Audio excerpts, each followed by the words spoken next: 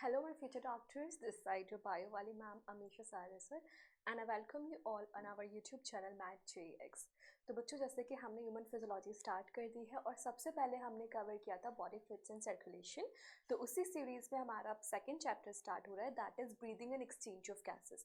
ये एक ऐसा चैप्टर है जो बच्चों को बहुत ही ज़्यादा कम पसंद आता है क्योंकि थोड़ा सा कॉम्प्लेक्स लगता है, चीज़ें कुछ ज़्यादा ही रटनी पड़ती है और इतना अच्छे से रिलेट भी नहीं कर पाते। तो कोशिश रहेगी कि इस चैप्टर को बहुत ही सिंप्लीफाइड फॉर्म में हम पढ़ें और याद करें। तो आज की क्लास में हम क्या क्या पढ़ने जा रहे हैं, आज की क्लास में हम देखेंगे कि कैसे डिफरेंट ऑर्गेनिजम्स किस किस मेथड से रिस्पायर करते हैं, ब्रीदिंग का मैकेनिज्म क्या होता है, कोई भी जो गैसेस होती है वो किस मेथड्स के थ्रू ट्रांसपोर्ट होती है, कितनी कंसंट्रेशन में ब्लड में प्रेजेंट होती है, ये जो पूरा रेस्पिरेशन चल रहा है ये एक्चुअली में रेगुलेट कैसे होता है और इससे रिलेटेड कुछ डिसऑर्डर्स। तो कम्प्लीटली हम पूरा चैप्टर आज की क्लास में कवर अप करेंगे। लास्ट क्लास में हमने क्या किया था, body fluids and circulation.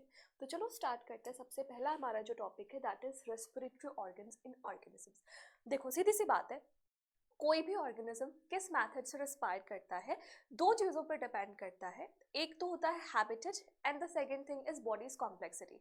So respiratory organs depends on persons habitat and bodies complexity. कैसे? अगर कोई ऑर्गेनिज्म पानी में रह रहा है तो वो गिल्स के थ्रू रिस्पायर करेगा। अगर कोई एनिमल लैंड पे रह रहा है तो वो लंग्स या किसी और मेथड से रिस्पायर करेगा। इवन अगर हमारी बॉडी की ऑर्गेनाइजेशन बहुत सिंपल है, कुछ सेल्स के ही बने हुए हैं, तो केवल डिफ्यूजन से हमारा काम चल सकता है। लेकिन अगर किसी की बॉडी हमारे ह्यूमंस की तरह कॉम्प्लेक्स है, so diffusion alone can not help in respiration efficiently, in efficient respiration. ठीक है, तो कॉम्प्लेक्सिटी और हैबिटेट दोनों मिलकर डिसाइड करते हैं कि किस मेथड से ऑर्गेनिज्म रिस्पायर करेगा। तो सबसे पहले यहाँ पे लिखा हुआ है जनरल बॉडी सरफेस से। तो जनरल बॉडी सरफेस से ऑब्वियस सी बात है वो ऑर्गेनिजम्स रिस्पायर करेंगे which have simpler body organisation, है ना, जिनकी बॉडी ऑर्गेनाइजेशन काफी सिंपल है। और सिंपल बॉडी ऑर्गेनाइजेशन के साथ हमारे एनिमल किंगडम में स्पॉन्जेस थे, पॉरीफेरम्स, सीलेंट्रेट्स, टेनोफोर्स एंड द प्लैटीहेल्मिन्थ्स। तो यहाँ पर कौन कौन से ऑर्गेनिजम्स आएंगे, पॉरीफेरा से लेकर के सारे प्लैटीहेल्मिन्थ्स।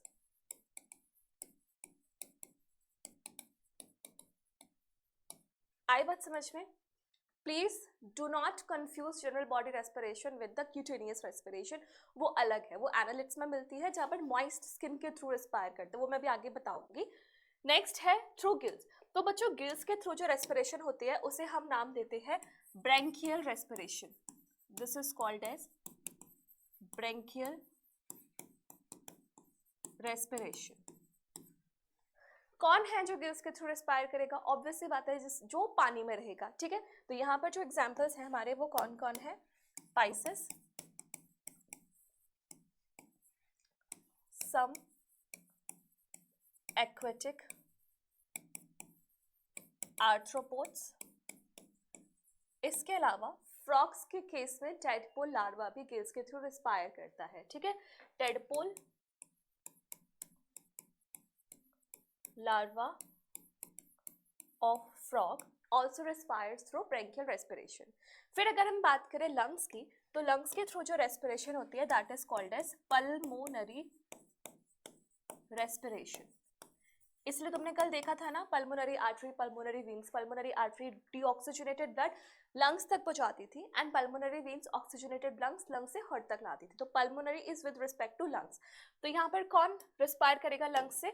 ऑब्वियस सी बात है टेरेस्ट्रियल ऑर्गेनिजम्स, जमीन पर रहने वाले ऑर्गेनिजम्स लंग्स से रिस्पायर करेंगे, है ना। इसके बाद नेक्स्ट है ट्रैकियल रेस्पिरेशन। ट्रैकियल रेस्पिरेशन में क्या होता है, ये देखो इसका एग्जाम्पल है ट्रैकियल रेस्पिरेशन का, पेरी प्लेनेटा अमेरिकाना। किसका साइंटिफिक नेम है Periplaneta americana? It is of cockroach. ठीक है, तो यहाँ पे क्या होता है ध्यान से देखना, हमारे जो कॉकरोच है उसकी लेटरल बॉडी वॉल्स पे यानी कि साइड वाली बॉडी वॉल्स पे कुछ पोर्स होते हैं, they have certain pores, openings basically, जिनका नंबर 10 पेयर होता है, बट हम अभी उस पर फोकस नहीं कर रहे, हमारा फोकस कुछ और है। ये जो ओपनिंग्स है बच्चों, these openings are called as spiracles, ठीक है। And spiracles are similar to our nostrils, जैसे हमारे नॉस्ट्रल्स के थ्रू एक्सचेंज होता है वैसे स्पाइरिकल्स के थ्रू भी एक्सचेंज होता है। अब ये जो स्पाइरिकल्स हैं आगे जाके ओपन अप होते हैं ट्रेकिया में, और ट्रेकिया फर्दर डिवाइड होके बनाता है ट्रैक्यूल। ये थोड़ा रिलेटिवली पतले बना देते हैं क्योंकि ट्रैक्यूल्स और फाइनर होते हैं, ठीक है। और यहाँ पर बीच बीच में प्रेजेंट है हमारे बॉडी टिश्यूज, ये बॉडी के सेल्स हैं, ठीक है। तो फाइनली होगा क्या, स्पाइरिकल से हवा अंदर जाएगी, फिर ट्रैकिया, फिर ट्रैक्यूल्स, और ट्रैक्यूल से डिफ्यूजन होकर बॉडी टिश्यूज में। तो ट्रैकियल रेस्पिरेशन का पाथवे अगर कोई पूछे तो पाथवे क्या फॉलो होता है, सबसे पहले स्पाइरिकल्स, स्पाइरिकल्स के बाद trachea, after trachea we have tracheoles, and tracheoles के बाद बॉडी टिश्यूज। आई बात समझ में, ट्रैकियल रेस्पिरेशन किस में मिलता है, कॉकरोच में, यानी कि इंसेक्ट्स। इसके बाद एक और रेस्पिरेशन का पाथवे बचता है विच इज योर, बस एक second, this is your cutaneous respiration. Cutaneous respiration बच्चों कहाँ से होती है, मॉइस्ट स्किन से, मॉइस्ट स्किन। जो मॉइस्ट स्किन होती है उसके नीचे वाले सरफेस पर ना बहुत सारी ब्लड वेसल्स की सप्लाई होती है, तो बहुत इजीली हमारा डिफ्यूजन हो जाता है। तो इसके जो एग्जांपल्स हैं, इसके एग्जांपल्स क्या क्या है, हमारे एनालिड्स, अर्थवर्म, अर्थवर्म का साइंटिफिक नेम फेरेटिमा, ठीक है, फेरेटिमा, इसमें मिलता है। एंड फ्रॉग, ठीक है, क्योंकि फ्रॉग की स्किन, फ्रॉग एम्फीबियन है, मॉइस्ट स्किन है। अब मैं थोड़ा सा फ्रॉग को जूम इन करना चाहती हूँ। फ्रॉग के केस में हमें कौन कौन से रेस्पिरेशन मिलते हैं ये तुम्हें पता होना चाहिए, क्योंकि फ्रॉग हमें सेपरेटली भी पढ़ना है। तो फ्रॉग्स के केस में रेस्पिरेशन कौन कौन सी मिलती है, बाय लंग्स, यानी कि पल्मोनरी रेस्पिरेशन। सेकंड है by moist skin, moist skin के थ्रू क्यूटेनियस रेस्पिरेशन। तीसरा है बक्को फेरेंजियल, बक्को फेरेंजियल यहाँ की उसकी जो बक्कल कैविटी और फेरिंग्स वाला रीजन है वहां से रिस्पायर करता है। और लास्ट है इसका, लास्ट है गिल्स, लेकिन गिल्स कौन शो करता है, ओनली इसका टेडपोल लार्वा। जो अडल्ट फ्रॉग है वो तो इन 3 मेथड से ही रिस्पायर करता है, ठीक है। फ्रॉग वाला पॉइंट समझ में आया, चलो बहुत बढ़िया। इसके बाद आगे बढ़ते हैं, and our next topic is human respiratory system. हमें समझना है कि ह्यूमंस का रेस्पिरेटरी सिस्टम किस तरीके से बनाया हुआ है, क्या क्या उसके डिफरेंट डिफरेंट जोन्स हैं, तो सब कुछ हमें समझना है। स्टार्ट हो जाओ बस। अब देखो सिंपल सी बात है, हमारा रेस्पिरेटरी सिस्टम स्टार्ट होता है हमारे नोज से, नोज से स्टार्ट होता है और अंदर लंग्स में जाके एल्वेलाई पे खत्म होता है, ठीक है। तो सबसे पहले हम ह्यूमन रेस्पिरेटरी सिस्टम का एक डायग्राम बना लेते हैं, उसके बाद डिफरेंट डिफरेंट पार्ट्स को डिटेल में स्टडी करेंगे। तो सबसे पहले इट्स, ऊपर जाओ,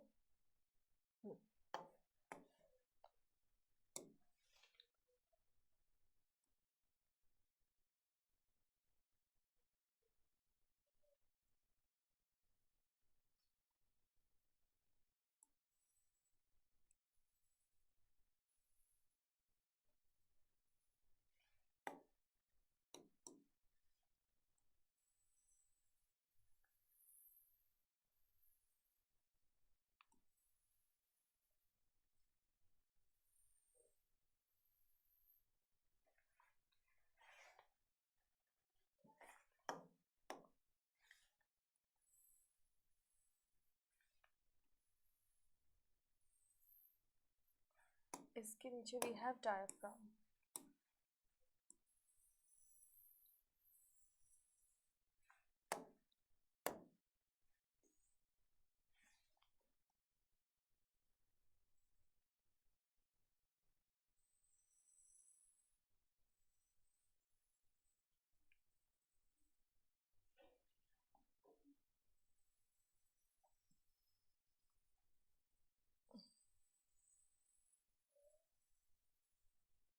जैसे हमने हार्ट के केस में बनाया था ना पेरिकार्डियम, जिसकी 2 लेयर्स होती थी, सेम इसकी कवरिंग्स है जिसकी 2 लेयर्स है। ठीक है, बताओ जरा क्या है इसकी लेयर का नाम। ये इस तरीके से इसकी 2 कवरिंग बन गई। अब बात करते हैं अंदर के। मैं एक पार्ट को डिवाइड करके बता रही हूँ, बाकी दूसरे पार्ट में भी सेम होगा।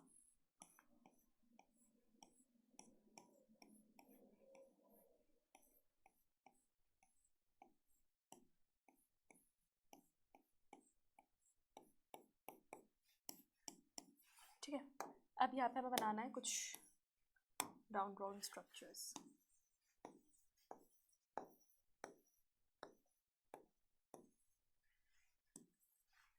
इस टाइप से। ठीक है, एक लंग्स है, मैं सब समझ में आ जाना है। तो अब यहाँ पे ध्यान दो, ध्यान दो जो मैं कहना चाह रही हूँ। एक,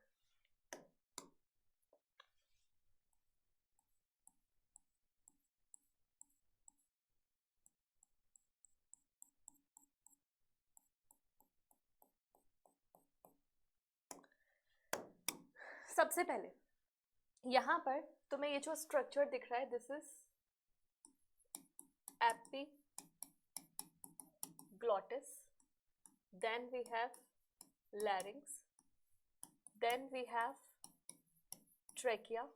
ट्रेकिया के बाद हमारे ये है लंग्स, ये हमें पता है अच्छे से। अब लंग्स की लेयर को हम बच्चों बोलते हैं प्लूरा। ठीक है, तो यहाँ पे 2 लेयर्स है। ये अंदर वाली क्या हो जाएगी, विसरल प्लूरा, और बाहर वाली क्या हो जाएगी, फाइब्रस प्लूरा, जैसे कल के केस में था। ठीक है, और इन दोनों लेयर्स को मिला के हम क्या बोलते हैं, प्लूरल मेम्ब्रेन। Pleural membrane. ठीक है, इसके बीच में क्या प्रेजेंट होगा, फ्लूइड, जिसको हम क्या नाम दे देंगे, pleural fluid. So this is plural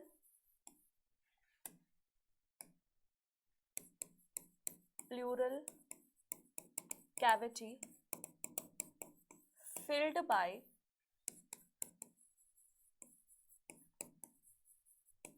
plural fluid. इसमें प्लूरल फ्लूइड भरा है, और प्लूरल फ्लूइड का वही काम है जो हर्ट्ज के केस में पेरिकार्डियल फ्लूइड का काम था। क्या था, शॉक एब्जॉर्प्शन करना, फ्रीडम देना और फ्रिक्शन को रिड्यूस करना, वही सारे काम इसके हैं। इसके बाद यहाँ पे बात करें तो ट्रेकिया है, ट्रेकिया डिवाइड करता है। इस चीज को ध्यान रखना, एनसीईआरटी बोल रही है T5 वर्टिब्रे पे आके ट्रेकिया डिवाइड करता है। जिन लोगों को नहीं पता T5 क्या है, वो थोड़ा सा बस पेशेंस रखो, इस डायग्राम के बाद में एक एक चीज को डिटेल में समझाने वाली हूँ। ठीक है, ये हो गया। उसके बाद ये आएंगे तुम्हारे ब्रोंकाई, ब्रोंकाई फर्दर डिवाइड होंगे ब्रोंक्यूल्स में, एंड ब्रोंक्यूल्स के बाद ये जो तुम्हारे सैक लाइक स्ट्रक्चर्स है, दीज आर द एल्वियोलाई। ठीक है, इसके बाद ये वाला जो पार्ट है, this is called as cardiac notch. Cardiac notch जो होता है वो हमारे हार्ट को अकोमोडेट करके रखता है। तुम्हें पता है ना, हार्ट हमारा थोड़ा सा टिल्टेड होता है लेफ्ट साइड की तरफ, तो ये वो कार्डियक नोच है। इसके बाद दिस इज डायफ्राम। फ्रॉक्स के केस में डायफ्राम नहीं होता। नीट का क्वेश्चन है, स्टेटमेंट में पूछा जाता है, which structure in respiratory system is different in frog than that of human adult. तो डायफ्राम फ्रॉक्स के केस में नहीं होता। ठीक है, तो ये सारे पार्ट्स हैं, इन पार्ट्स के बारे में अब हमें डिटेल में स्टडी करना है। So let's begin with first of all nose. ठीक है, नोज के बारे में स्टार्ट करते हैं। नोज देखो, मान लो ये किसी इंसान की नोज है। ठीक है, ध्यान से देखना, ये जो बाहर के ओपनिंग्स होते हैं, these are called as external nares या फिर नॉस्ट्रल्स। ठीक है, ये बाहर वाला जो होल है इसको नॉस्ट्रल्स बोलते हैं, फिर एक्सटर्नल नेयर्स बोलते हैं। अब यहाँ पर तुम्हें पता है कुछ फाइन हेयर्स होते हैं। आजकल ट्रेंड चल रहा है कि नोज के जो हेयर है उनकी भी इंसान वैक्सिंग करा लेता है। तो आप मुझे बताओ सोच के, क्या ये एडवाइजेबल है, क्या ये कराना चाहिए, क्या ये ट्रेंड कंटिन्यू होना चाहिए? हाँ, इट इज आंसर क्या है, नहीं, नहीं होना चाहिए, क्योंकि ये जो हेयर पार्टिकल्स है ये तुम्हारे फॉरेन पार्टिकल्स को ट्रैप करते हैं, तो पूरा रेस्पिरेटरी सिस्टम को क्लीन अप करने का काम करते हैं, तो उसको वैक्स नहीं कराना चाहिए। ठीक है, नोज के अंदर क्या होगा, नोज के अंदर तुम्हें कैविटी दिखाई देगी। ठीक है, ये नोज के अंदर कैविटी है। इस कैविटी को क्या नाम दोगे? हाँ, it is your nasal cavity, this is your nasal, ये अपने आप चल जाता है कैविटी। इस कैविटी की एक अंदर की तरफ भी ओपनिंग होगी, है ना, इसको हम क्या नाम देंगे? इंटरनल लेयर्स, ठीक है, external layers followed by nasal cavity followed by internal layers. अब यहां पर क्या होता है, ये जो कैविटी है it is bounded by epithelium, ठीक है, इस एपिथेलियम को बोला जाता है ऑल्फैक्टरी एपिथेलियम, ऑल्फैक्टरी एपिथेलियम है ये, और ये बनी होती है स्यूडो स्ट्रेटिफाइड एपिथेलियम की। और बात यहीं पे ही नहीं रुक जाती, ये काम करती है किसमें? इट हेल्प्स इन ऑल्फैक्शन, समझ में आया? और नेजल कैविटी को सराउंड करती है बहुत सारी ब्लड वेसल्स की सप्लाई। तो ब्लड वेसल्स की सप्लाई होने की वजह से जो भी हवा अंदर जा रही है उसको मॉइस्चर करने का काम कौन करती है? हमारी नेजल कैविटी कर देती है, ठीक है। तो ये पार्ट तुम्हें समझ में आया नोज का। इसके बाद बात करते हैं नेक्स्ट पार्ट की, विच इज योर फेरिंग्स।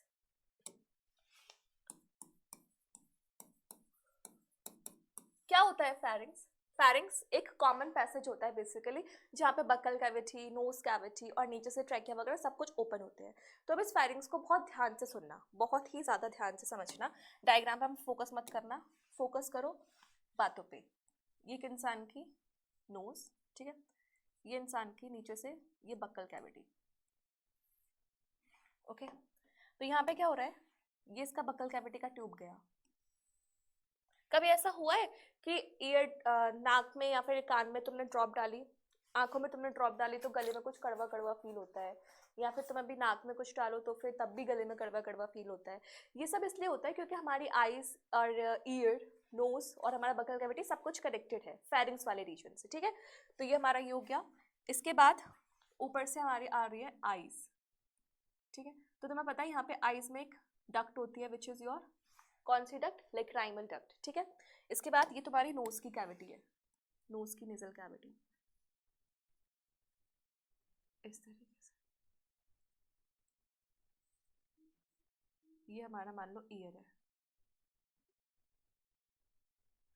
ओफो, ठीक है। ये हमारा आ गया मान लो ट्रैकिया। थोड़ा सा कॉम्प्लेक्स है बट एक बार समझने की कोशिश करो, ठीक है। जैसे मान लो ये वाली जो कैविटी जा रही है, ये ऑरेंज वाली, इसको अलग करते हैं, इस कैविटी को वाइट बनाते हैं, ठीक है। इस वाली कैविटी को येलो बनाते हैं और इस वाली कैविटी को बनाते हैं ब्लू, ठीक है। और नीचे की तरफ प्रेजेंट है हमारा लैरिंग्स, मान लो ये लैरिंग्स है और नीचे हमारा ट्रैकिया स्टार्ट हो गया, ठीक है। अब ये जो तुम्हारा कॉमन जंक्शन वाला पॉइंट है इसे कहा जाता है बच्चों फेरिंग्स, ठीक है। अब इस फेरिंग्स के अलग अलग नाम है, अलग अलग जोन है, उसको ध्यान से देना। सबसे पहले ये जो ट्यूब आ रहा है ईयर से जो कनेक्ट कर रहा है फेरिंग्स में, इसको कहा जाता है यूस्टेचियन ट्यूब, ठीक है। दिस इज यूस्टेचियन ट्यूब, ये मिडिल ईयर से आता है और फेरिंग्स वाले रीजन में कनेक्ट करता है। उसके बाद आंखों से ये जो डक्ट आ रही है this is the lacrimal duct, ठीक है। नोज से जो कैविटी आ रही है, ये जो पीछे कनेक्शन आ रहा है, this is the nasal cavity, और ये क्या है हमारी बक्कल कैविटी। तो तुम्हें सब पता चल गया कि कौन सा पार्ट कितना क्या क्या कंट्रीब्यूट कर रहा है। अब बात करते हैं फेरिंग्स के अलग अलग जोन्स के बारे में। तो सबसे पहले फेरिंग्स का ये वाला जोन जहाँ पे नेजल कैविटी ओपन होती है, दिस इज कॉल्ड एज नेजोफैरिंग्स, नेजोफैरिंग्स, ठीक है। जहाँ पर बक्कल कैविटी ओपन हो रही है that is called as oropharynx, oropharynx. जहां पर ये लैरिंग्स वाला रीजन प्रेजेंट है this is called as laryngopharynx. इतना डिटेल एनसीईआरटी में नहीं है बट समझ लो, काम आएगा। समझ में आया? तो फेरिंग्स एक ऐसा रीजन है जहाँ पर हमारे अलग अलग जो कैविटीज हैं वो ओपन होती है। तो फाइनली अगर हमारी हवा आ रही है तो हवा को कहाँ कहाँ से पास करना पड़ेगा? नेसोफेरिंग्स, ओरोफेरिंग्स, लैरिंगोफेरिंग्स, और फिर ये जाएगी नीचे ट्रेकिया में। आई बात समझ में? हाँ डेफिनेटली आ गई होगी। नहीं आई तो एक बार दोबारा से वीडियो को पीछे लेके जाओ और दोबारा से देखो। ठीक है, समझ में आ गया? बात करते हैं नेक्स्ट पार्ट की, and next part is your लैरिंग्स। तो तुम्हें बताइए साउंड बॉक्स होता है, उसमें कार्टिलेजेस होते हैं जो हमारे वाइब्रेशन करके साउंड्स को प्रोड्यूस करते हैं। ठीक है, तो हम अब मूव कर रहे हैं ट्रेकिया पे। ठीक है, ध्यान से देखना। अगर मैं किसी इंसान की गर्दन दिखाऊं, ठीक है, मान लो किसी की गर्दन का ऐसे मैं ट्रांसफर सेक्शन करके दिखा रही हूँ, तो तुम्हें पता होना चाहिए कि गर्दन की आगे वाली साइड पे ट्रेकिया होता है और पीछे वाली साइड पे ईसोफेगस होता है। पहली बात तो ये क्लियर होनी चाहिए। ठीक है, अब क्या होगा ध्यान से सुनना। ये ट्रेकिया है, ये क्यों चलता है मुझे समझ ही नहीं आता। ये हमारा ट्रेकिया है। ठीक है, इस ट्रेकिया में प्रेजेंट होते हैं सी शेप्ड की rings.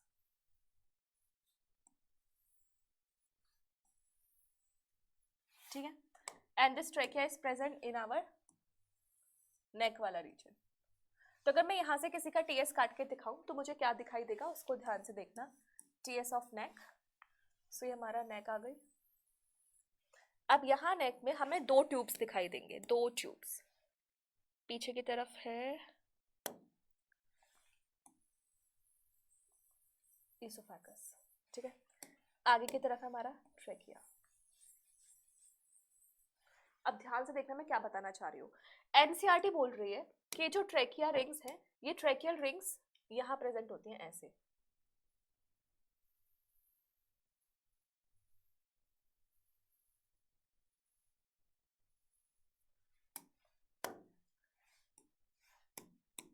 These are incomplete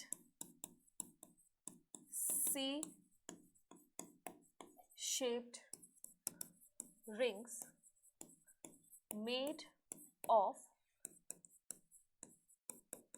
hyaline cartilage।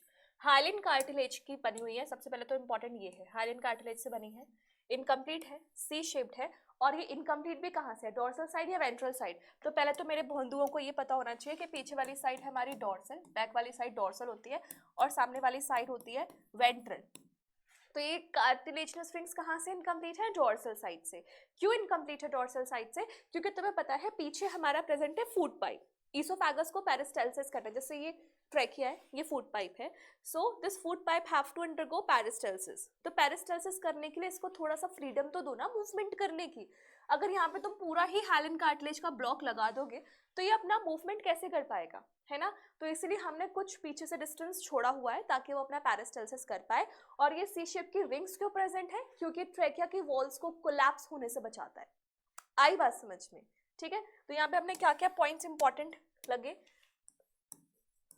पहले तो हमें ये पता है कि ईसोफेगस है। ठीक है, एंड दीज इनकम्प्लीट, इनकम्प्लीट कहाँ से, इनकम्प्लीट ऑन डोर्सल साइड। ठीक है, ये भी इंपॉर्टेंट है कि डोर्सल साइड से इनकम्प्लीट है। थर्ड पॉइंट के प्रेजेंट क्यों है? सो दीज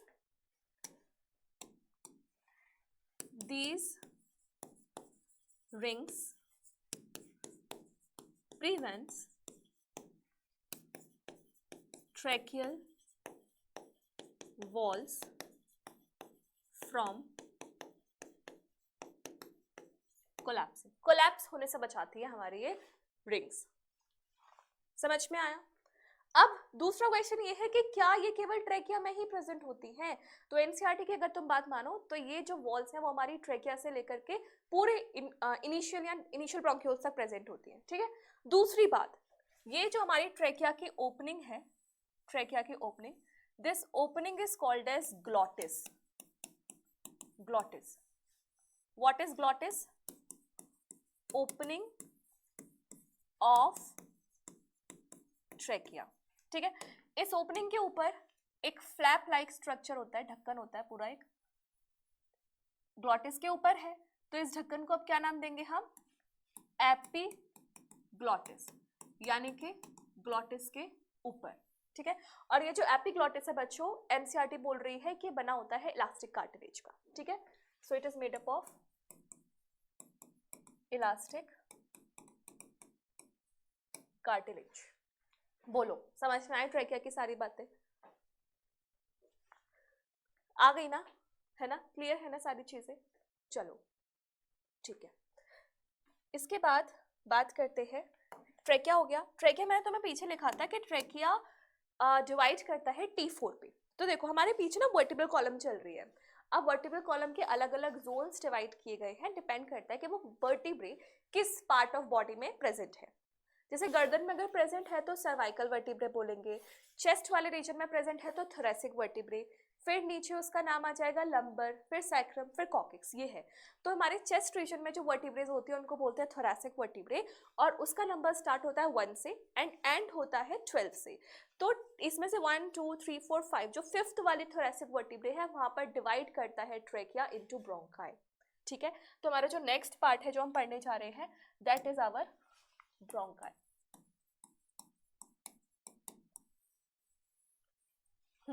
एक और चीज जो मैं आपको बताना चाहूंगी कि ये जो ट्रेकिया है ना, ट्रेकिया की वॉल्स में सीलिया प्रेजेंट होते हैं, ये सीलिया, यहां पर सीलिएटेड एपिथेलियम प्रेजेंट होती है। क्यों प्रेजेंट होती है? क्योंकि हमारा जो भी म्यूकस है ना, उस म्यूकस को बाहर एक्सपेल करने के लिए प्रेजेंट होती है। So helps to expel mucus out, ठीक है, समझ में आया? बात कर रहे थे हम ब्रोंकाई की। तो देखो सबसे पहले ये हमारा ट्रेकिया, ट्रेकिया ने डिवाइड किया, ठीक है। अब ये जो डिवीजन है, ये डिवीजन कहाँ हो रहा है, कहाँ हो रहा है? ये फिफ्थ थोरेसिक वर्टिब्रे, ठीक है, फिफ्थ थोरेसिक वर्टिब्रे पे डिवाइड किया। और यहाँ पे इसकी जो बाइफर्केशंस आई हैं इनको हम नाम देते हैं primary bronchi. These are the primary bronchi. Primary bronchi फिर डिवाइड करेंगे, इन्होंने फिर डिवाइड किया, ठीक है, मान लो इधर से ले जाते हैं बस ये, तो ये क्या हो जाएगी अब? सेकेंडरी ब्रोंकाई, सेकेंडरी ब्रोंकाई, ठीक है। अब ये जो सेकेंडरी ब्रोंकाई है ये फर्दर डिवाइड करेगी, इनका लेकिन डायमीटर डिक्रीज होता चला जाएगा, ठीक है। So this is going to be the tertiary bronchi, ठीक है। तो ब्रोंकाई में क्या है? ट्रेकिया, फिर प्राइमरी ब्रोंकाई, फिर सेकेंडरी ब्रोंकाई, फिर टर्शियरी ब्रोंकाई। अब ये जो ब्रोंकाई है ये आगे फर्दर डिवाइड करेंगी and they are going to form the bronchioles, ठीक है। So next topic is bronchioles.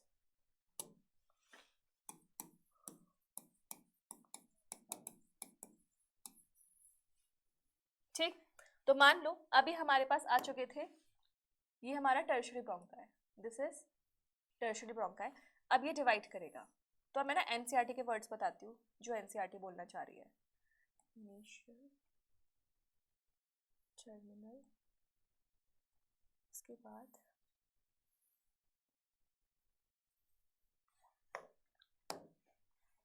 Alveolar duct, alveoli, इस टाइप से। देखो अब यहाँ पे नाम समझो, नाम क्या क्या है यहाँ पर? This is our tertiary bronchi, ठीक है। अब जैसे यहाँ पे प्राइमरी सेकेंडरी टर्शियरी है, वैसे एनसीईआरटी में ब्रोंक्यूल्स के लिए primary secondary tertiary bronchioles word use नहीं है, initial and terminal bronchioles word is use. तो यहाँ पर टर्शियरी ब्रोंकाई के बाद जो नेक्स्ट स्ट्रक्चर बनेगा that will be the initial bronchioles. Initial bronchioles के बाद नेक्स्ट है हमारा टर्मिनल ब्रोंक्यूल्स। टर्मिनल ब्रोंक्यूल्स के बाद कहीं कहीं तुम्हें दिखाई दे जाएगा, एनसीईआरटी में नहीं लेकिन कहीं कहीं तुम्हें दिखाई दे जाएगा एक टर्म रेस्पिरेटरी ब्रोंक्यूल्स। तो इसके मैं ब्रैकेट में लिख देती हूँ, नॉट इन एनसीईआरटी। एनसीईआरटी में टर्म मेंशन नहीं है लेकिन कहीं कहीं तुम्हें देखने को मिल जाएगा, ठीक है। इसके बाद जो हमारा नेक्स्ट पार्ट है दैट इज ये जो पार्ट है this is the alveolar duct, alveolar duct, और एल्वियोलर डक्ट के नीचे ये प्रेजेंट है तुम्हारा एल्वियोलाई, ठीक है, एल्वियोलर डक्ट एंड एल्वियोलाई। तो ये पूरा पाथवे है, कहाँ से स्टार्ट किया था हमने, ये नोज से स्टार्ट किया था, अंदर गए नेरिस के पास, फिर फेरिंग्स में गए, नेजोफेरिंग्स, ओरोफेरिंग्स, लेरिंगोफेरिंग्स, फिर हमने ट्रेकिया देखा, ट्रेकिया डिवाइड करके ब्रोंकाई बनाया, और ब्रोंकाई डिवाइड करके बनाया ब्रोंक्यूल्स, ठीक है। तो हमारा पूरा रेस्पिरेटरी पाथवे टिल एल्वियोलाई हमने कवर अप कर लिया। अब इसी पाथवे को हमने दो जोन्स में डिवाइड किया हुआ है on the basis of their function. एक होता है कंडक्टिंग जोन और एक होता है हमारा रेस्पिरेटरी जोन। लेकिन यहाँ पर एक स्टार पॉइंट एनसीईआरटी के अकॉर्डिंग जो इम्पोर्टेंट है वो ये है कि incomplete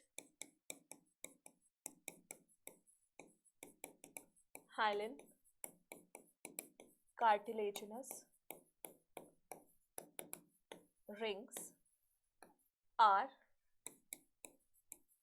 present from trachea to trachea से लेकर के कहाँ तक, initial bronchioles, ठीक है।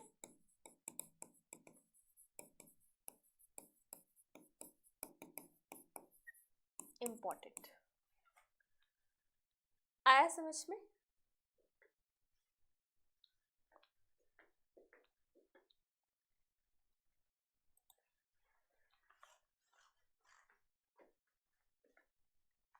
ओके तो ये बात समझ में आ गई। तो ये हमने कर लिया लंग्स के अंदर तक का सारा पोर्शन। अब लंग्स के बारे में कुछ और बात बताती हूँ, बात करते हैं हम लंग्स की।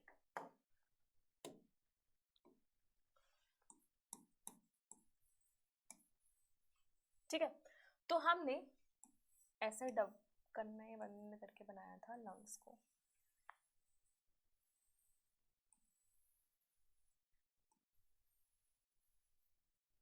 ठीक है, बराबर सा है। ये हमेशा मेरे से थोड़ा सा बड़ा बन जाता है, इसको थोड़ा सा कम करो।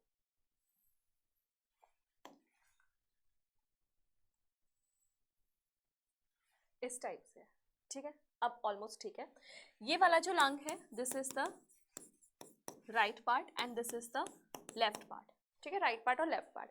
अब तुम्हें दिख रहा है कि राइट वाले का जो एरिया है वो बड़ा है एज कम्पेयर टू लेफ्ट वाला part. The reason be sorry right वाले का एरिया है वो ज्यादा बड़ा है एज कम्पेयर टू लेफ्ट वाला part. The reason being the presence of cardiac notch because it has to accommodate lung, sorry it has to accommodate heart in itself, ठीक है। तो अब यहाँ पे क्या होता है, लेफ्ट वाले का जो साइज है वो छोटा होता है और इस वाले का जो साइज है वो बड़ा होता है, ठीक है। इसके बाद बात करूँ थोड़ी सी लोब्स की, तो यहाँ पर इसको दो लोब्स में बांटा गया है, सुपीरियर लोब, इंफीरियर लोब, और यहाँ पर इसको तीन लोब्स में बांटा गया है, ठीक है, 3 लोब्स एंड 2 लोब्स। ज्यादा डिटेल और कुछ पढ़ने की जरूरत नहीं है। राइट वाले में 3 लोब्स एंड लेफ्ट वाले में 2 लोब्स, ठीक। इसके बाद एल्वियोलाई लंग्स के अंदर क्या क्या चीजें आती है, lungs contains, important, lungs contains 3 चीजें आती है लंग्स के अंदर, bronchi, bronchioles and alveoli. These 3 parts are present inside the lungs, bronchi, bronchioles and the alveoli. ये lungs के अंदर का स्ट्रक्चर प्रेजेंट होता है। बात समझ में आई lungs के बारे में? तो हमने पूरा रेस्पिरेटरी, ह्यूमन रेस्पिरेटरी सिस्टम सब कुछ अच्छे से कवर अप कर लिया। अब बात करते हैं नेक्स्ट पार्ट की, which is your thoracic chamber। Thoracic chamber थोड़ा सा इंपॉर्टेंट है if you want to understand the mechanism of breathing. देखो हमारी जो थोरेसिक कैविटी है वो एक एयर टाइट चैम्बर होता है। Air tight chamber in the sense यहाँ पर कोई भी अगर एयर का डिस्टर्बेंस हुआ, कुछ भी प्रेशर या वॉल्यूम में चेंज हुआ तो तुम्हारी जो रेस्पिरेशन है वो अकॉर्डिंगली इन्फ्लुएंस होगी। तो एयर टाइट चैम्बर है ये। हमारे जो लंग्स हैं वो प्रेजेंट है एक रिब केज के अंदर, ठीक है, ये रिब केज हमारा थोरेसिक चैम्बर बनाता है। अब हमें देखना है कि हमारे लंग्स को अलग अलग लेवल पे कौन कौन उसको कवर अप करके रखा हुआ है, ठीक है। तो अगर मैं बात करूँ बॉडी को, मैं ऐसे देख रही हूँ, लेटरल साइड से बॉडी को देख रहे हैं, तो सबसे पहले क्या होगा, एक बाहर की तरफ हड्डी होगी कुछ ऐसे, ठीक है, और एक होगी पीछे की तरफ ऐसे,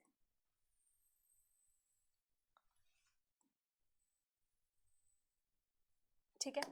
नीचे की तरफ हमारे पास क्या प्रेजेंट है, डायफ्राम। ये इन सबसे अलग है डायफ्राम, ये कोई वो नहीं है अलग। अब यहाँ पे तुम्हें ध्यान देना है, this side is the ventral side.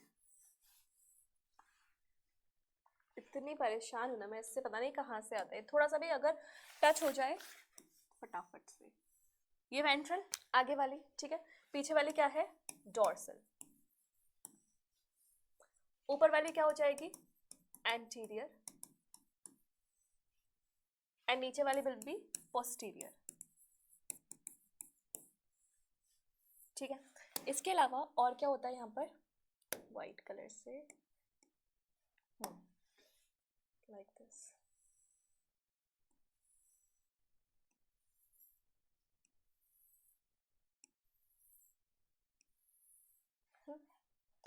इसके अंदर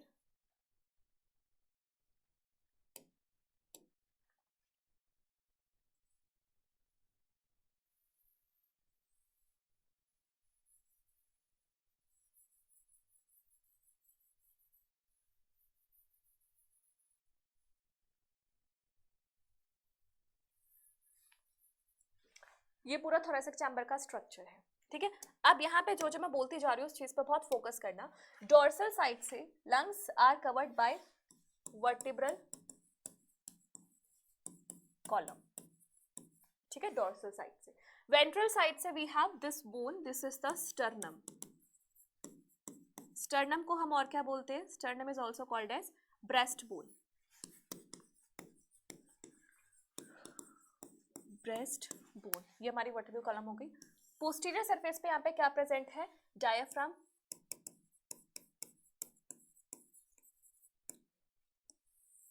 इसके बाद ये बात करते हैं लेटरल साइड की, तो this is the lateral sides.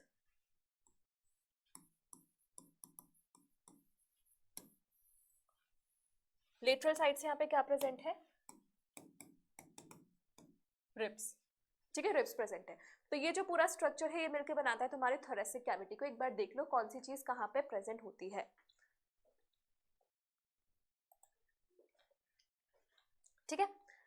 अब ये अंदर लंग्स प्रेजेंट है। अब तुम ध्यान से देखना, ये जो रिब्स है ना, इसके लिए हम वर्ड यूज कर देते हैं कोस्टल। तो दो कोस्टल के बीच के लिए हम वर्ड यूज करेंगे intercostal.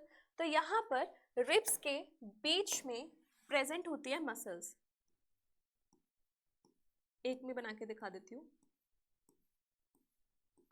in between ribs, these are intercostal muscles, and intercostal muscles के भी यहाँ पे दो टाइप्स हैं, ध्यान से सुनना। Internal intercostal muscle which is called as IICM, internal intercostal muscles, ठीक है। और दूसरी होती है बाहर की तरफ external intercostal muscles which is EICM, external intercostal muscle. बात समझ में आई, पूरा थोरेसिक चैम्बर। एनसीईआरटी एक लाइन बोल रही है, देखो तुम ऐसा नहीं है कि तुम है ना अंदर लंग्स में हाथ डाल के उस लंग्स के वॉल्यूम को चेंज करो, इट इज नॉट पॉसिबल। तो एनसीईआरटी ने ये बोला है, any change in thoracic volume will lead to similar change in pulmonary volume. Pulmonary volume is the volume inside the lungs, ठीक है। तो lungs के volume में कोई change करना है तो you need to do the same change in your thoracic cavity, और this we can do। हम लोग इन bones का, muscles का movement करा के अपने thoracic cavity के volume को change कर सकते हैं, जिसकी वजह से similar change हमारी pulmonary volume में भी देखने को मिलेगा। बात समझ में आई है ना? तो लिख दूं क्या एनसीईआरटी की लाइन? क्या बोला है एनसीईआरटी ने? Any change in thoracic volume will lead to similar change in pulmonary volume। इतनी बात समझ में आई? अब देखते हैं कि हमारे रेस्पिरेटरी पाथवे को कितने पार्ट्स में डिवाइड किया गया है। जोन्स की बात कर लेते हैं थोड़ा सा, तो चलो स्टार्ट हो जाते हैं, जोन्स के बारे में पढ़ते हैं।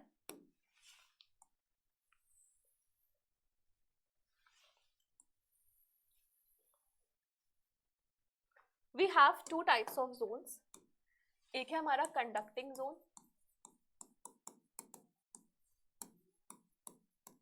और दूसरा क्या है हमारा एक्सचेंज जोन या फिर रेस्पिरेटरी जोन।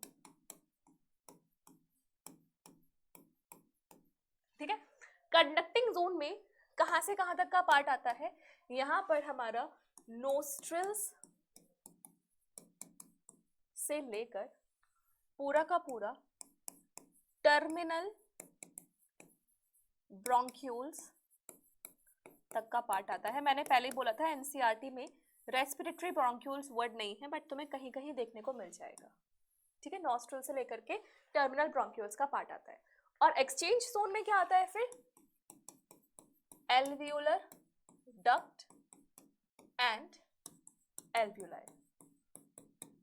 ठीक है, एल्वियोलर डक्ट एंड एल्वियोलाई, ये दोनों पार्ट्स आते हैं एक्सचेंज जोन में। तो इनका अकॉर्डिंगली कुछ फंक्शन भी होगा। ठीक है, इसको मैं थोड़ा सा दर्शित करूं,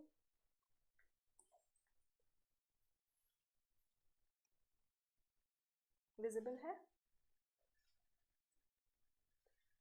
ठीक है, अब बात कर लेते हैं थोड़ा सा इनके फंक्शंस की। सो फर्स्ट ऑफ ऑल यहां पर इसका काम होता है टू ट्रैप फॉरेन पार्टिकल्स। ठीक है, फॉरेन पार्टिकल्स को ट्रैप करना इसका काम है। दूसरा, bring inhaled air to normal body temperature. और ये कैसे किया जाता है, क्योंकि हमारा जो कंडक्टिंग जोन है वो हाईली वेस्कुलराइज्ड होता है, ब्लड वेसल्स की सप्लाई होती है, तो वो सब हम कर लेते हैं। ठीक है, तीसरा, humidify inhaled air and take the air to alveoli, conduct करने का काम है। तो ये चार फंक्शंस हमारे कंडक्टिंग जोन के।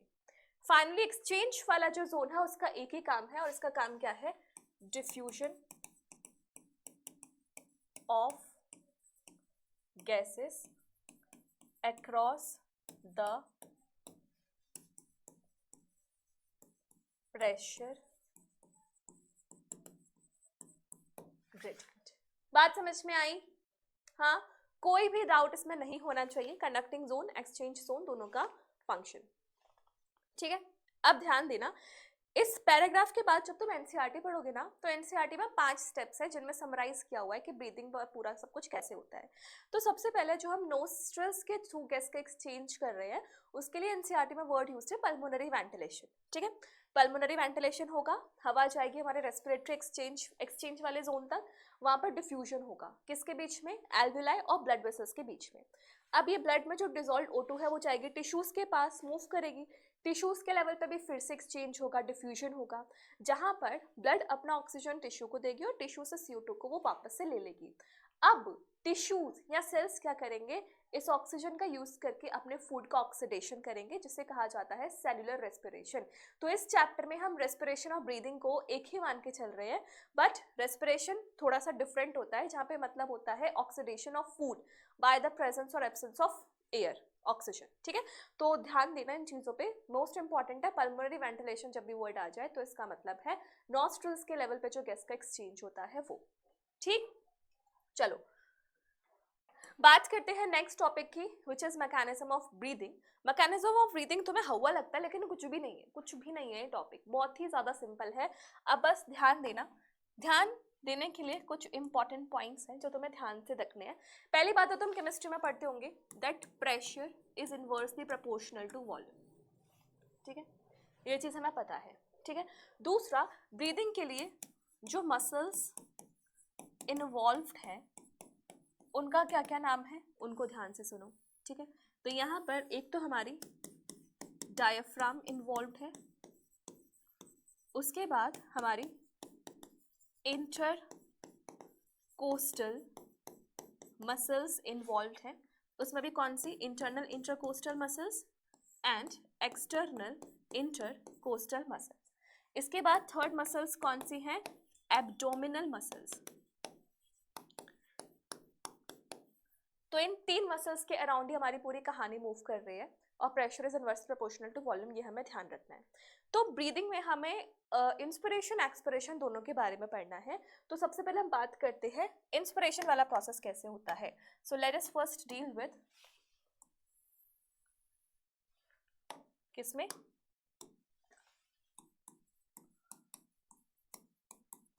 Mechanism of inspiration. ठीक है, अब ध्यान दो, इंस्पिरेशन के लिए क्या करना है तुम्हें अपने लंग्स को फुलाना है, वॉल्यूम को बढ़ाना है, ताकि प्रेशर क्या हो जाएगा, प्रेशर अगर वॉल्यूम बढ़ेगा तो प्रेशर गिर जाएगा, बाहर का प्रेशर ज्यादा होना चाहिए। मतलब ऐसे समझो, ये तुम्हारे लंग्स हैं, ठीक है, और ये तुम्हारे बाहर की हवा है। तो एटमॉस्फेरिक प्रेशर और लंग्स का प्रेशर, लंग्स को बनाने की जरूरत नहीं है, तुम इमेजिन करो ना, इमेजिन करो इंस्पिरेशन के हमारी रिक्वायरमेंट क्या है, 2 चीजें, एटमॉस्फेरिक प्रेशर, एटमॉस्फेरिक वॉल्यूम। ठीक है, और यहाँ पे है इंट्रा पल्मोनरी, मतलब लंग्स के अंदर, intra pulmonary pressure and intra pulmonary volume. Inspiration करना है भाई तुम्हें, सीधी सी बात है, तो क्या ज्यादा क्या कम होना चाहिए, पहले खुद सोच के बताओ। एटमॉस्फेरिक ज्यादा, प्रेशर ज्यादा होना चाहिए ताकि high pressure to low pressure हवा आए, और अगर प्रेशर ज्यादा है तो यहाँ पे वॉल्यूम कम होना चाहिए। यानी कि कुल मिला के ये है कि हमें कैसे भी लंग्स के अंदर का प्रेशर कम करना है, और वो प्रेशर कम कैसे कर सकते हैं, उसके वॉल्यूम को बढ़ाकर। वॉल्यूम को बढ़ाना है तो मसल्स का कॉन्ट्रैक्शन कराना पड़ेगा ताकि वॉल्यूम बढ़ जाए। ठीक है, तो यानी कि आवर टारगेट क्या है, इंक्रीज इंट्रा पल्मोनरी वॉल्यूम। ठीक है, लंग्स के अंदर का वॉल्यूम बढ़ाना है, और लंग्स के अंदर के वॉल्यूम को तुम 2 एक्सेस में बढ़ा सकते हो। किस एक्सेस में, अलोंग एंटीरियर पोस्टीरियर एक्सिस, ऊपर नीचे वाले एक्सिस में बढ़ा लो, या फिर दूसरा क्या है, अलोंग वेंट्रल डोर्सल एक्सिस। तो तुम क्या कर सकते हो, अपने लंग्स के वॉल्यूम को इन 2 एक्सिस में इंक्रीज कर सकते हो। ठीक है, तो अब बस अगली कहानी यही है कि कैसे इन एक्सिस को इंक्रीज किया जाता है, अब हमें वो देखना है। बात समझ में आई? तो चलो यहां पर हम देखते हैं 2 चीजें।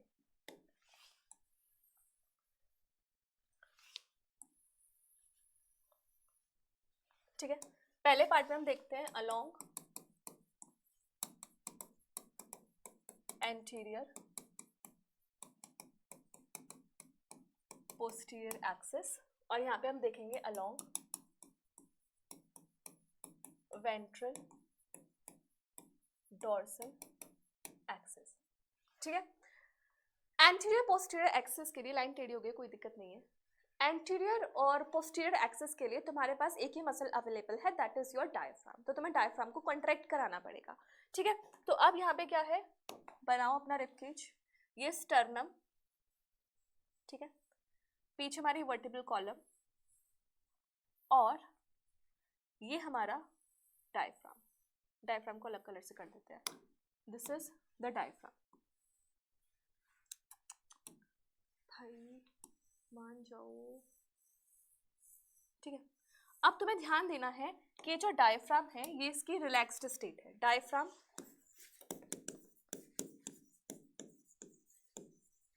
रिलैक्स्ड है ना, और रिलैक्स्ड स्टेट में इसकी जो शेप है वो कैसी है, डोम शेप्ड।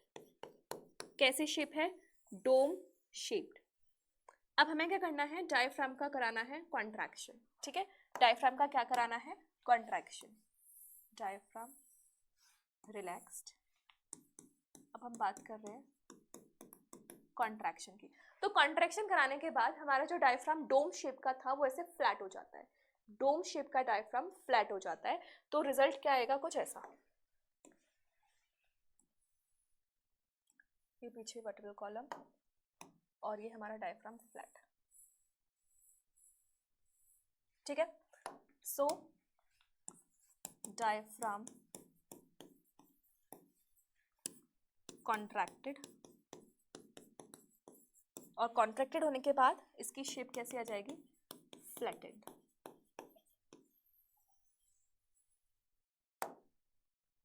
डायफ्राम कॉन्ट्रैक्टेड और कॉन्ट्रैक्शन के बाद फ्लैटेंड। बात आई समझ में? हाँ, क्लियर हुआ।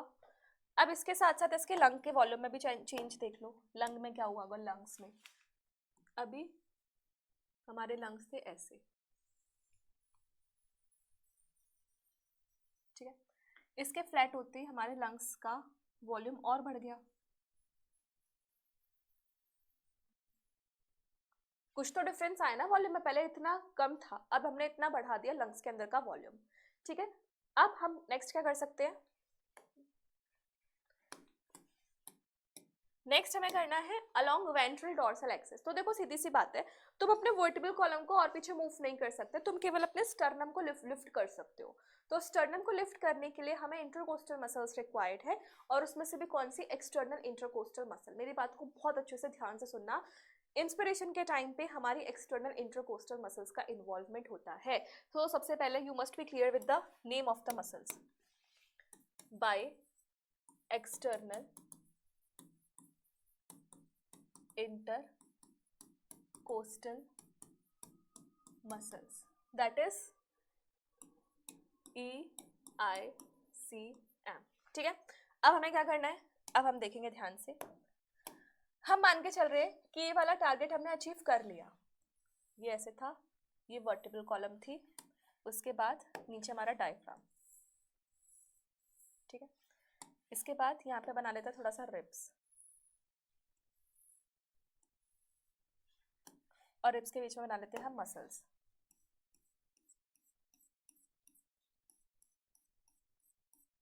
ठीक है, अब यहाँ पे क्या होगा, ध्यान देना ध्यान देना। Now our sternum will lift up,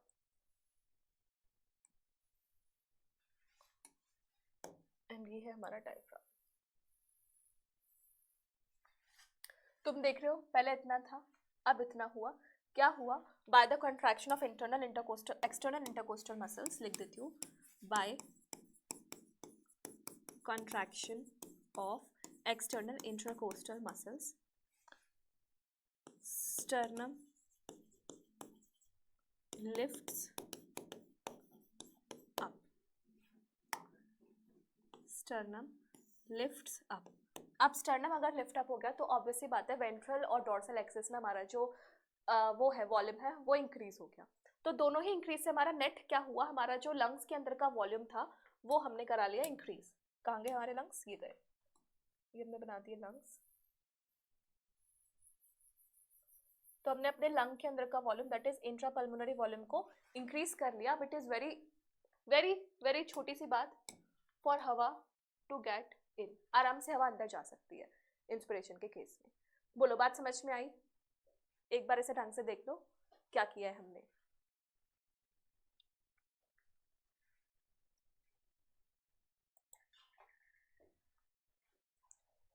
so I hope तुम्हें मैकेनिज्म ऑफ इंस्पिरेशन समझ में आ गया होगा। अब बढ़ते हैं next topic which is mechanism of expiration. Mechanism of expiration is purely opposite of what we studied in mechanism of inspiration. ध्यान देना, ध्यान से सुनना, इन एक्सपिरेशन कराना है। अभी हमने इंस्पिरेशन में क्या किया था, एटमॉस्फेरिक प्रेशर ज्यादा था as compare to intrapulmonary pressure, और वॉल्यूम का रिवर्स था। तो वही चीज अगर हम एक्सपिरेशन में देखें तो यहाँ पर बच्चों again we have atmospheric pressure, atmospheric volume. इधर की side we have intra pulmonary pressure and intra pulmonary volume. ठीक है, तो तुम्हें एक्सपिरेशन कराना है तो क्या चीज ज्यादा होनी चाहिए, ऑब्वियसली बात है लंग्स के अंदर का प्रेशर ज्यादा होना चाहिए, तभी तो चीजें एक्सेल आउट होंगी। तो यहाँ पर intra pulmonary pressure must be higher and intrapulmonary volume must be low. तो अब हमारा टारगेट क्या है, what is our target, target to decrease intra pulmonary volume. ठीक है, इस टारगेट को अचीव करना है। अब इस टारगेट को भी वही दो एक्सिस में अचीव करना है, एक तो हमारा एंटीरियर पोस्टीरियर एक्सिस में और एक वेंट्रल डोर्सल एक्सिस में। तो अब हमें क्या करना है, बहुत ही सिंपल सी चीज है। सबसे पहले अगर मैं बात करूं एंटीरियर पोस्टीरियर एक्सिस, ठीक है, और फिर अगर मैं बात करूं डोर्सो वेंट्रल एक्सिस, तो एंटीरियर पोस्टीरियर एक्सिस में हमने डायफ्राम का कॉन्ट्रैक्शन कराया था, यहां पर हमें डायफ्राम का रिलैक्सेशन करा देना है। सो क्या होगा यहाँ पे, डायफ्राम रिलैक्सेशन। डॉर्सोवेंट्रल एक्सिस में एक्सटर्नल इंटरकोस्टल मसल्स रिलैक्सेशन। ठीक है, इसकी वजह से क्या होगा, हमारा डायफ्राम डोम शेप बन जाएगा और इसकी वजह से क्या होगा, स्टर्नम वापस से अपनी इनिशियल पोजीशन पे आ जाएगा। ठीक है, तो बैक टू नॉर्मल पोजीशन पे आ जाएंगी। अब तुम सोच के बताओ कि इंस्पिरेशन और एक्सपिरेशन में से कौन एक्टिव है और कौन पैसिव है। हाँ, जल्दी से मुझे कमेंट सेक्शन में आंसर दो, इंस्पिरेशन और एक्सपिरेशन में से कौन सा एक्टिव प्रोसेस है और कौन सा पैसिव प्रोसेस है। देखती हूँ तुम्हारी बायोलॉजी कितनी स्ट्रांग है। सोचो सोचो, दिमाग लगाओ, बताओ। सुनो, ध्यान रखने वाली बात है, inspiration is an active process. Why? Because it involves muscle contraction. और बच्चों, muscle contraction sliding filament theory तुमने पढ़ी होगी। मसल कॉन्ट्रैक्शन के लिए एटीपी चाहिए, एटीपी चाहिए तो यानी कि एनर्जी लग गई। तो एक्सपिरेशन क्या हो जाएगा, expiration is a passive process, क्योंकि वहां पे मसल्स का रिलैक्सेशन हो रहा है और उसके लिए तुम्हें एटीपी की रिक्वायरमेंट नहीं है। आगे बात समझ में इंस्पिरेशन और एक्सपिरेशन में। ठीक है, इसके अलावा एनसीईआरटी में एक और लाइन दी गई है, during forceful breathing. Forceful breathing के टाइम पे एनसीईआरटी बोल रही है एब्डोमिनल मसल्स का यूज होता है। जैसे तुम मेरे साथ बोलो ओ, है ना, ऐसे करते हो, या फिर कुछ भी डीप इनहेलेशन या एक्सपिरेशन वाली मेडिटेशंस करते हो, तो उस टाइम पे जैसे तुम अभी सीढ़ी भागने लग जाओ, है ना, या फिर तुम एक्सरसाइज करो, हैवी लोड उठा लो, तो उस टाइम पे तुम्हारी एब्डोमिनल मसल्स भी काम आती है। So during forceful breathing abdominal muscles are used. आगे बात समझ में, mechanism of inspiration and expiration. चलो, वेरी गुड। बात करते हैं नेक्स्ट टॉपिक की, रेस्पिरेटरी वॉल्यूम्स एंड कैपेसिटीज की। अब मेरी बात ध्यान से सुनना। पहले तो तुम्हें पता होना चाहिए कि हमारा ब्रीदिंग रेट कितना होता है। ठीक है, हम कितनी सांस लेते हैं 1 मिनट में। So our breathing rate is 12 to 16 पर मिनट। और ये जो भी हमारे लंग्स के अंदर वॉल्यूम्स या कैपेसिटीज में चेंज आ रहा है, that can be measured with the help of an instrument called as spirometer.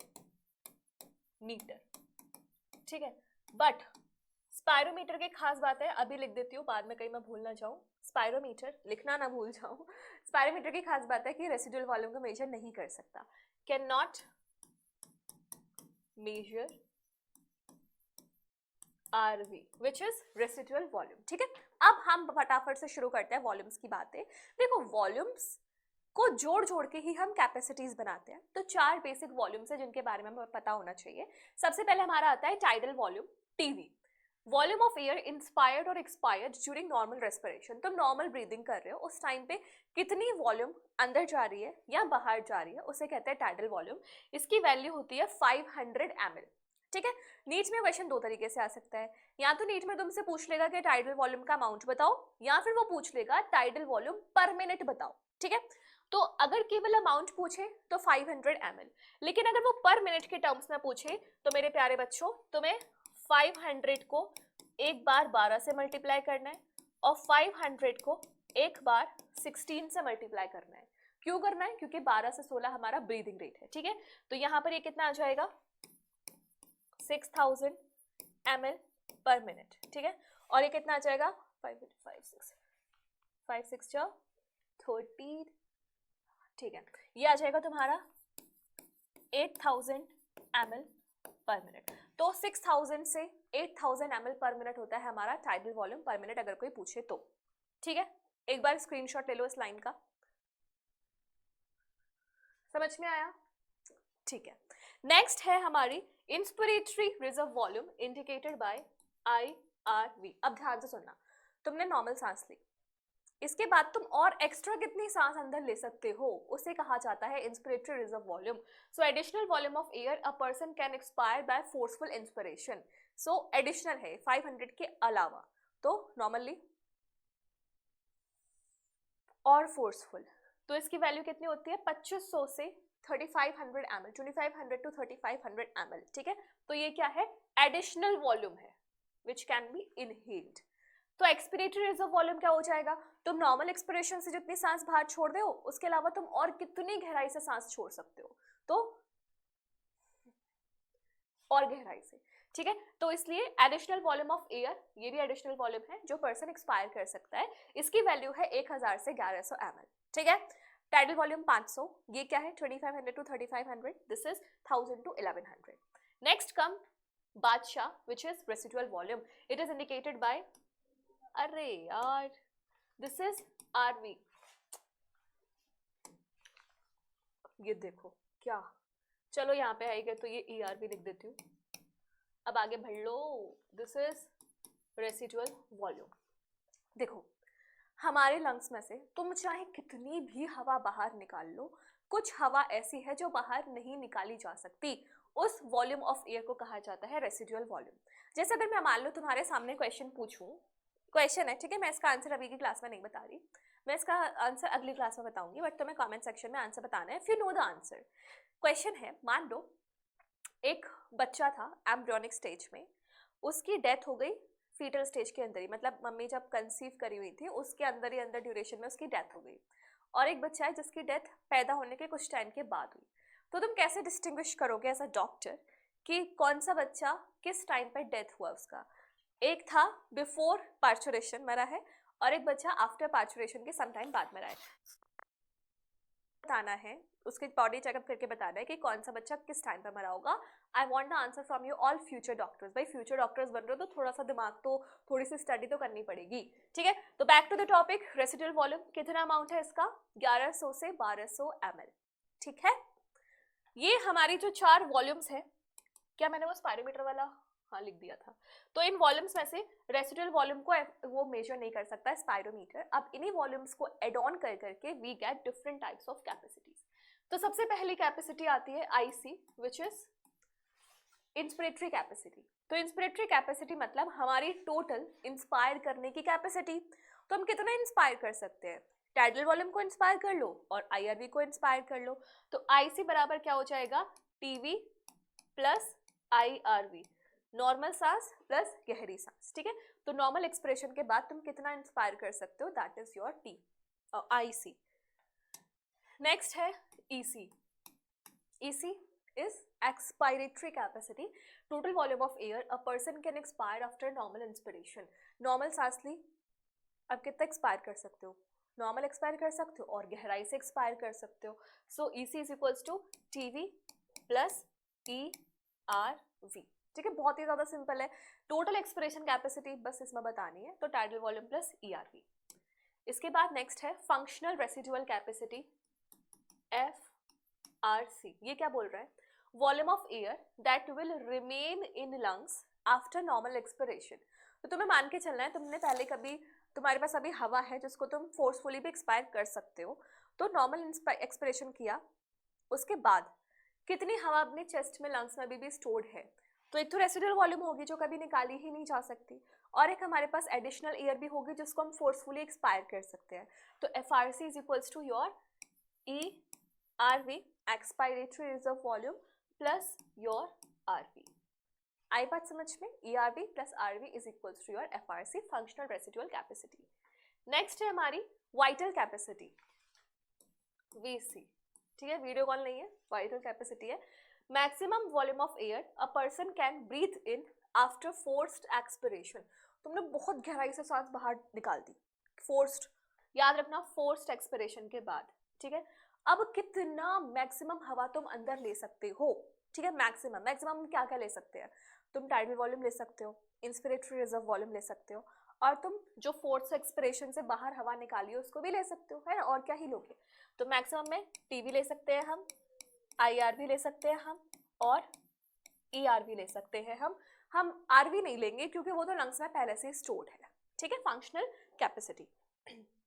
इसके बाद total lung capacity, TLC, total lung capacity, total volume of air accommodated in lungs at the end of forced inspiration. तुमने गहराई से सांस अंदर ले ली है, अब लंग्स में कितनी हवा स्टोर होगी वो बात चल रही है। तो टोटल लंग कैपेसिटी तो टोटल ही है भाई साहब, टोटल है, ठीक है। तो अब इसमें क्या क्या आ जाएगा, टीवी प्लस आईआरवी क्योंकि फोर्स्ड इंस्पिरेशन है, प्लस ईआरवी प्लस आरवी, है ना, यही तो टोटल हो सकती है। अब इस टोटल को थोड़ा तोड़ो, तो TV plus IRV plus ERV gives you vital capacity, है ना। तो टीएलसी की एक और डेफिनेशन, एक और इक्वेशन क्या हो जाएगी, VC plus RV is equals to TLC. आई बात समझ में या नहीं आई, हाँ आई आई आई, इसको हटा लो, नहीं नहीं ठीक है चलो कोई बात नहीं, इट्स ओके। अब हम क्या करेंगे, अब हम इनको प्लॉट करेंगे एक ग्राफ पे, we are going to plot it, सब्र करके बैठना ध्यान से, ओके। तुम कहाँ चलती है बस,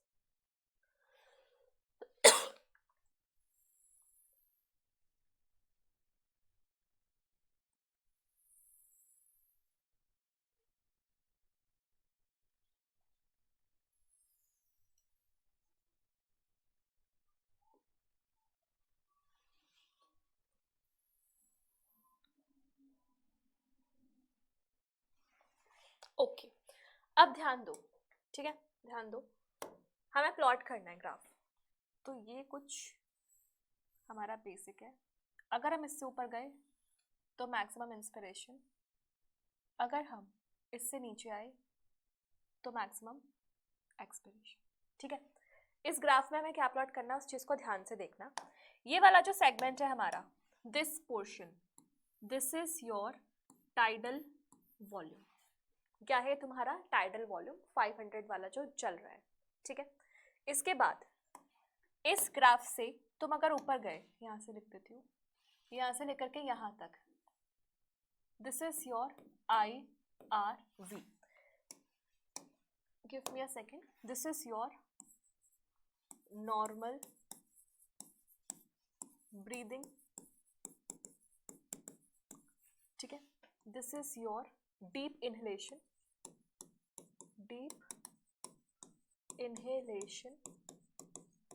and this is your deep exhalation,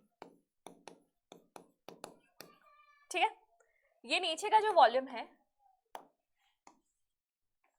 अरे अरे अरे एक सेकेंड,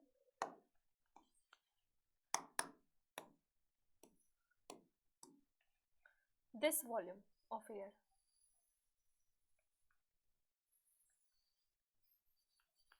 इसको हम बाहर ही निकाल रहे, ये अंदर लंग्स के अंदर स्टोर्ड है। This volume is called as, क्या कहते हैं बच्चों इसको, this is called as RV, ये क्या है आरवी, यानी कि रेसिडुअल वॉल्यूम जिसको हम बाहर नहीं निकाल सकते। और ये टीवी से इधर जो हमने लिखा है, दिस इज योर ईआरवी, है ना, एक्सपिरेटरी रिजर्व वॉल्यूम। बताओ कोई दिक्कत यहाँ तक नहीं है। अब इन्हीं को जोड़ जोड़ के हमें कैपेसिटीज बनानी है, तो कैपेसिटीज कैसे बनाएंगे, टीवी और आईआरवी को जोड़ के, टीवी और आईआरवी को जोड़ के क्या बनता है आईसी, और इसी टीवी और ईआरवी को जोड़ के क्या बनता है ईसी, है ना, आईसी और ईसी। इसके बाद फिर हमें देखना है कि ईआरवी और आरवी इनको जोड़ के क्या बनता है एफआरसी, ईआरवी और आरवी को जोड़ के क्या बनता है हमारा एफआरसी, ठीक है। फिर टाइडल वॉल्यूम किसको जोड़ के बनता है, सॉरी वाइटल कैपेसिटी किसको जोड़ के बनती है, उसके लिए ये यहां से ले तक के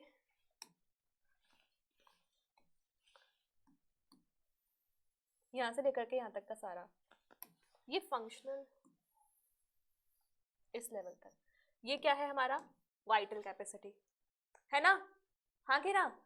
और फाइनली हमारे शहंशाह वाइटल कैपेसिटी और इसको जोड़ के, यानी कि पूरा यहाँ से लेकर के यहाँ तक का पूरा, this is called as TLC। तो तुमने ग्राफिकली इन सारे वॉल्यूम्स और कैपेसिटीज को प्लॉट कर दिया है, ठीक है। कोई दिक्कत नहीं आनी चाहिए किसको जोड़ के क्या बन रहा है, ये सब अब पिक्चर क्लियर हो जानी चाहिए, ठीक है। आया मजा, बढ़िया लगा, समझ में आया, तो चलो शाबाश, तुम लोग तो हीरो बन चुके हो। बढ़ते हैं नेक्स्ट टॉपिक की तरफ, which is exchange of gases. तो देखो गैसेस का जो एक्सचेंज होना है that has to take place across your alveolar surface. तो हमें सबसे पहले पता होना चाहिए कि एल्विलर सरफेस और जो हमारी डिफ्यूजन मेम्ब्रेन है वो क्या क्या कंपोजिशन है, तो एक बार उसको स्टडी करते हैं, ठीक है। सो हियर वी हैव, पहले इसको ऊपर भेजो, विजिबल है, perfect. So first of all this is the alveoli, ठीक है। एल्वुलाई की एपिथेलियम होगी, ये एल्वुलर डक्ट है,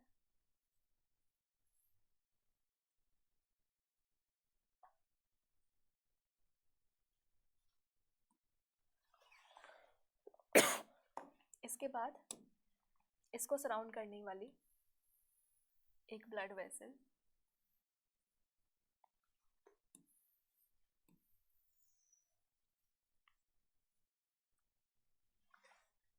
विजिबल,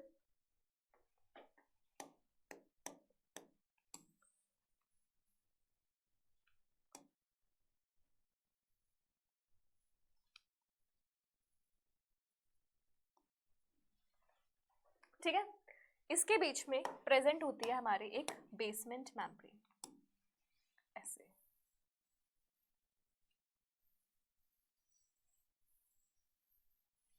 चलो अब बारी बारी से इसके सारे राज को खोलते हैं। सबसे पहले this part is alveolar duct and this part is your alveoli, ठीक है। यहाँ पर ये जो तीनों लेयर हैं, इन तीनों लेयर को मिला के कहा जाता है डिफ्यूजन मेम्ब्रेन, ठीक है। अब यहाँ पर इसको मैं लिख देती हूँ, this is called as diffusion membrane. और डिफ्यूजन मेम्ब्रेन में ये तीन कंपोनेंट्स आते हैं। कौन कौन से कंपोनेंट्स हैं, एक बार नाम देख लो। सबसे पहले वी हैव स्क्वैमस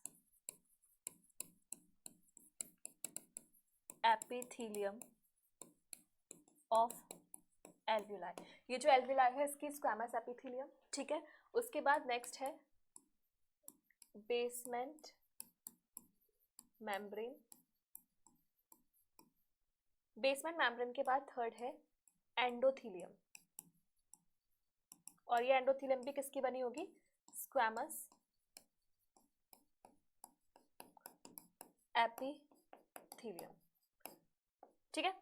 इन तीनों लेयर से बने होने के बावजूद भी हमारी जो डिफ्यूजन मेम्ब्रेन है इसकी थिकनेस होती है लेस देन 1 mm, ठीक है। 1 mm से भी कम थिकनेस इसकी होती है।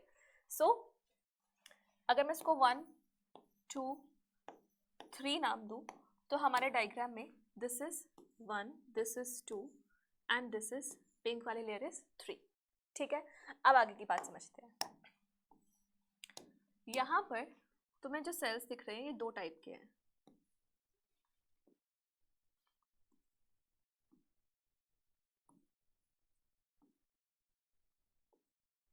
ओके। क्या दिखाना चाह रही हूँ मैं यहाँ से, देखो यहाँ पर एक सेल तुम्हें दिख रहे हैं शेडेड वाले, these are called as type 1 pneumocytes,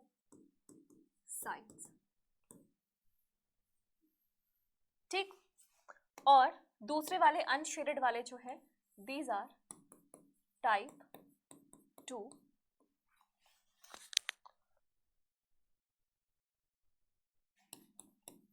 pneumocytes.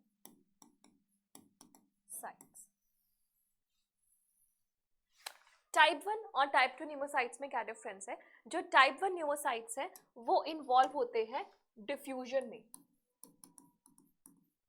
Diffusion में इनका पूरा पूरा पार्टिसिपेशन होता है, लेकिन ये जो टाइप 2 वाले हैं ये रिलीज करते हैं सर्फेक्टेंट कॉल्ड लेसिथिन। ठीक है, ये सर्फेक्टेंट रिलीज करते हैं। अब ये सर्फेक्टेंट क्या करता है, इसकी भी बात सुनो ध्यान से। ये सर्फेक्टेंट ऐसे ऐसे आता है, टाइप 1 टाइप 2 येलो वाला।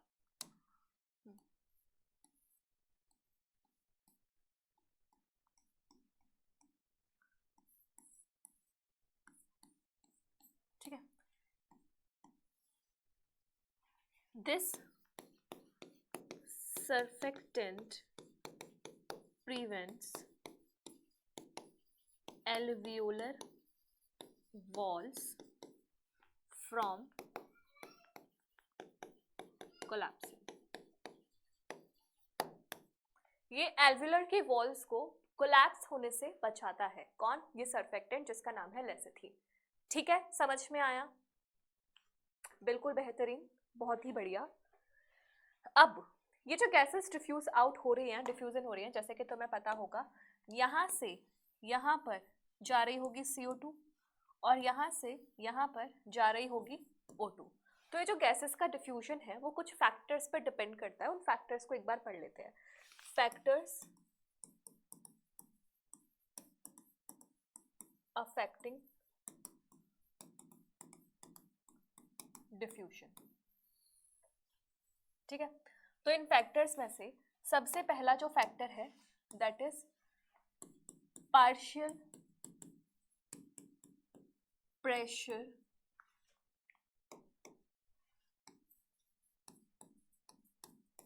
Of gases. इंडिविजुअल गैस का पार्शियल प्रेशर कितना है उस पर डिपेंड करता है, जो कि ऑब्वियस सी बात भी है। ठीक है, दूसरा है थिकनेस ऑफ मेम्ब्रेन। मान लो अभी कोई इन्फ्लामेशन वगैरह हो जाए और ये वॉल्स जो हैं वो थिकन्ड हो जाए तो उस केस पर भी अफेक्ट हो जाएगा, कम हो जाएगा डिफ्यूजन का रेट। और तीसरा होता है सॉल्युबिलिटी ऑफ गैसेस। कहाँ पर? ब्लड में। सॉल्युबिलिटी ऑफ गैसेस पर भी डिपेंड करता है। तो ये तीन फैक्टर हैं जिन पे डिपेंड करता है हमारा डिफ्यूजन गैसेस का। ठीक है, तीनों फैक्टर्स इंपॉर्टेंट है, याद रखना। आगे बढ़ते हैं। एक्सचेंज ऑफ गैसेस में ही एक ही टेबल है एनसीईआरटी में which is very important for you.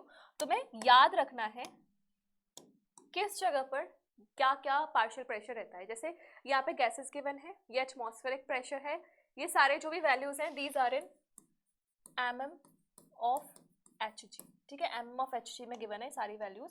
तो यहाँ पर तुम्हें पता होना चाहिए एटमॉस्फेरिक एयर में ऑक्सीजन का 159 होता है, एल्वियोलाई में 104 होता है।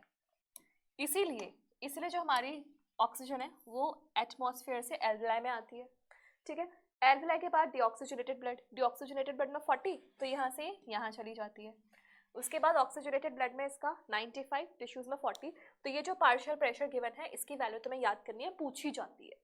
ठीक है, so this table is important.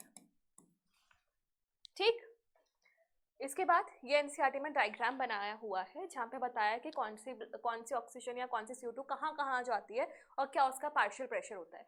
तो ये एल्वियोलाई है, एल्वियोलाई में पार्शियल प्रेशर कितना है? 104। अभी तुमने पीछे पढ़ा था 104, तो बाहर कितना रहा होगा? 159। बाहर 159, इसलिए ऑक्सीजन कहाँ आ गई? एल्वियोलाई में। एल्वियोलाई से पल्मोनरी वेन में जाएगी और जब हार्ट से बाहर आएगी बॉडी टिश्यूज में तो उसमें आएगी सिस्टमिक आर्टरी, जहाँ पर ऑक्सीजन का पार्शियल प्रेशर ज्यादा होगा और CO2 का पार्शियल प्रेशर कम होगा, जिसमें कोई डाउट भी नहीं होना चाहिए, है ना? ओके, इसके बाद जब इस सिस्टमिक वेन से वापस हार्ट में जाएगी तो वहां पर ऑक्सीजन का पार्शियल प्रेशर गिर जाएगा, CO2 का पार्शियल प्रेशर बढ़ जाएगा। पार्शियल प्रेशर क्या होता है? इंडिविजुअल गैस का pressure in a mixture of gases. ठीक है, ये क्लियर है? तो ये पार्शियल प्रेशर तुम्हें याद रखने हैं। तो यहाँ पे कुछ नहीं है, तुम्हें वैल्यूज याद करनी है, इस टेबल के अकॉर्डिंगली सारी चीजें सॉल्व हो रही है। मूविंग अहेड, बात करते हैं हम स्पेसिफिकली गैसेस के ट्रांसपोर्ट की। तो हमें दो ही गैसेस का पूरा फोकस रखना है दो ही गैसेस पे, एक है हमारी ऑक्सीजन और दूसरी है हमारी CO2। तो सबसे पहले हम बात करते हैं ऑक्सीजन के ट्रांसपोर्ट की। तो ऑक्सीजन के ट्रांसपोर्ट में 97% और 3% यहाँ पे क्या लिखा हुआ है वो ध्यान से सुनना। तो 97% हमारी जो ऑक्सीजन होती है वो कंबाइंड रहती है हीमोग्लोबिन के साथ, ठीक है, ऑक्सीजन हीमोग्लोबिन के साथ कंबाइंड रहती है। और सबसे इंपॉर्टेंट बात तो ये है कि ये जो बाइंडिंग है ये रिवर्सिबल है, ठीक है। और इस बाइंडिंग की वजह से क्या बनता है,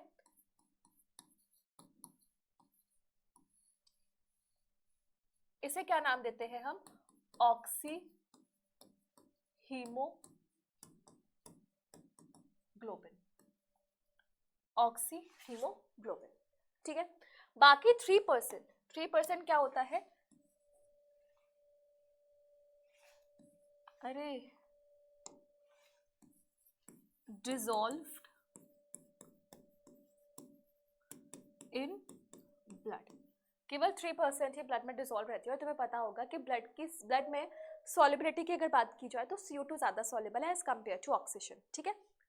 अब यहाँ पर बात कर ली जाए थोड़ी सी ऑक्सी हीमोग्लोबिन के बारे में। आय हाय,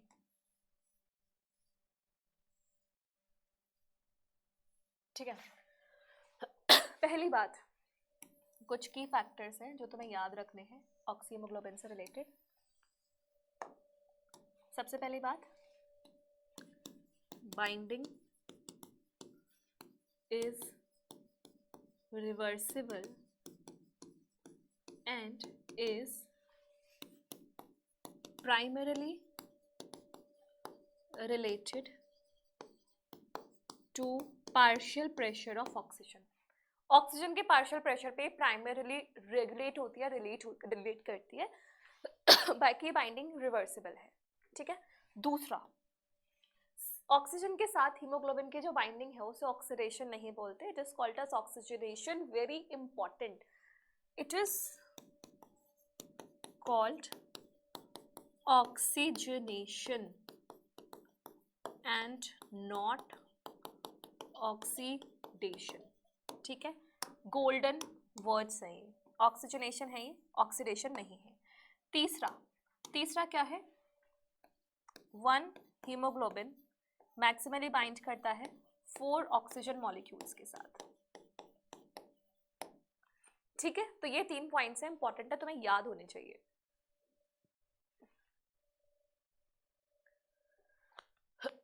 नेक्स्ट हम बात करते हैं, ये है हमारा ऑक्सीजन डिसोसिएशन कर्व।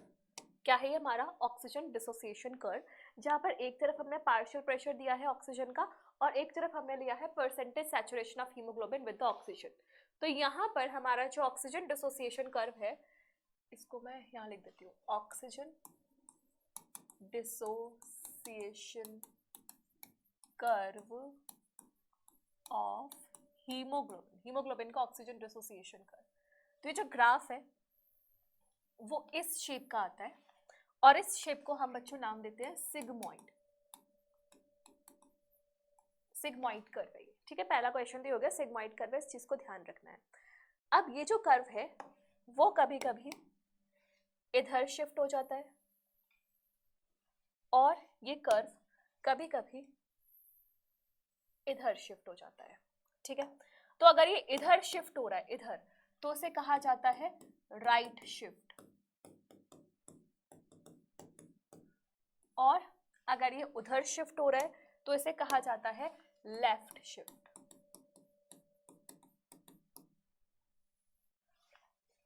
समझ में आया, राइट शिफ्ट और लेफ्ट शिफ्ट, और दोनों ही शिफ्ट्स का कुछ ना कुछ मतलब भी होता है। जैसे मान लो यहां पर मैं एक फिक्स्ड वैल्यू बना दूं, ये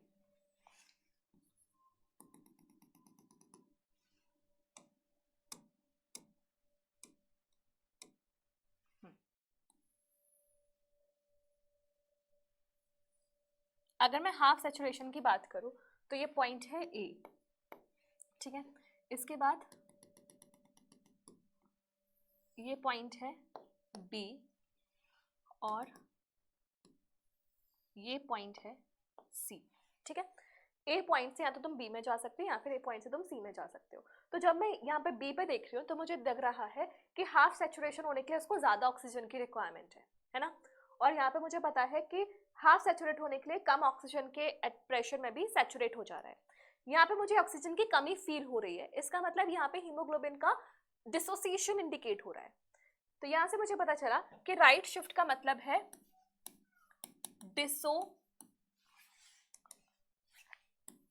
डिसोसिएशन और लेफ्ट शिफ्ट का मतलब है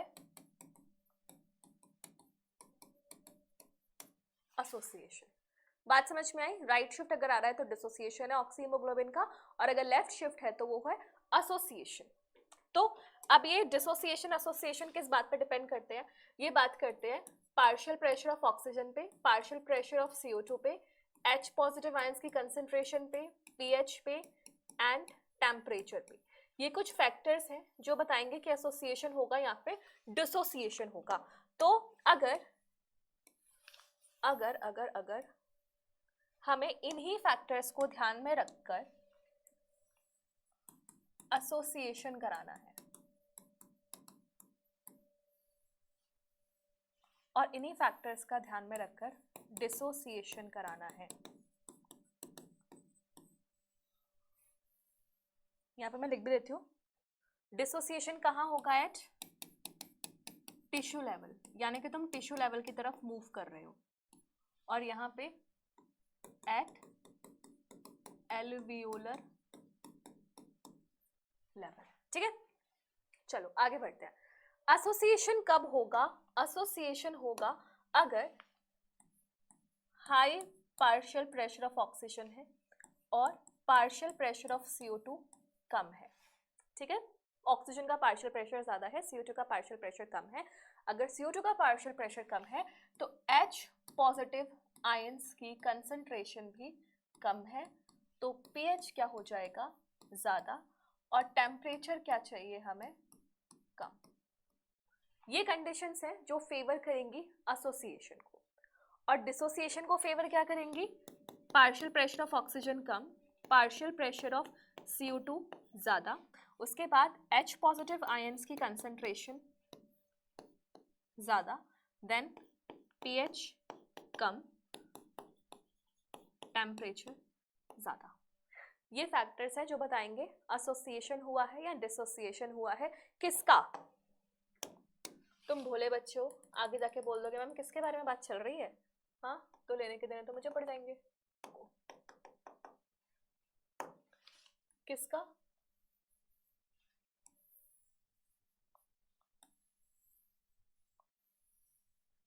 ऑफ ऑक्सी हीमोग्लोबिन। बात आई समझ में? चलो नेक्स्ट बात करते हैं ट्रांसपोर्ट ऑफ CO2 की। तो CO2 के ट्रांसपोर्ट में इंपॉर्टेंट बात क्या है कि 20 से 25% जो CO2 है वो डिसॉल्व्ड इन प्लाज्मा। ठीक है, प्लाज्मा में डिसॉल्व रहती है। बाकी 70% in form of bicarbonate ion, HCO3 negative की फॉर्म में ये भी प्लाज्मा में ही मूव करती है, और 7% जो है ये उल्टा हो गया।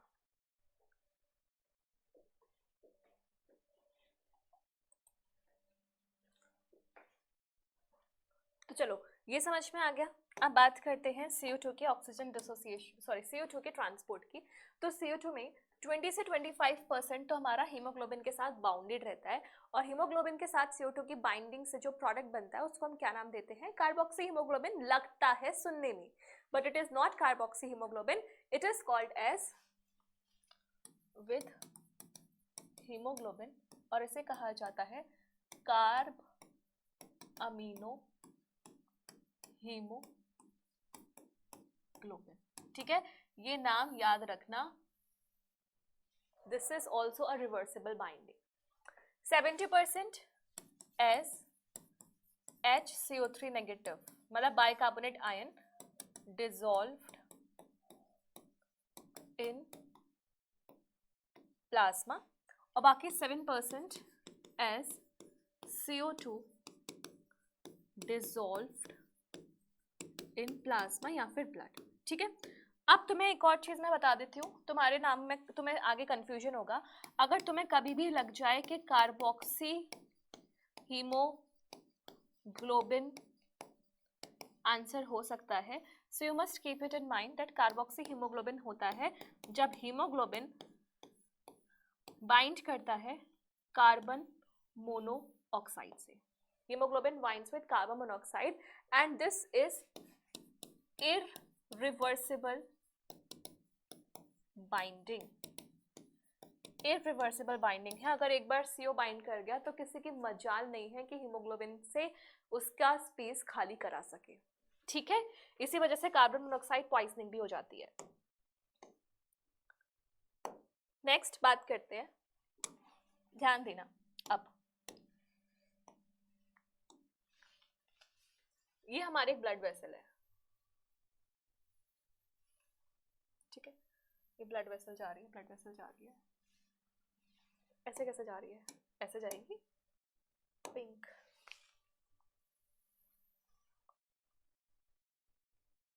ठीक है,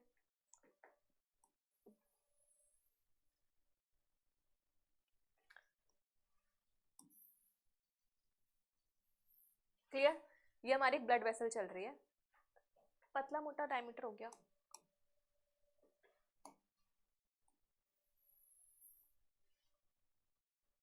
अब ठीक है,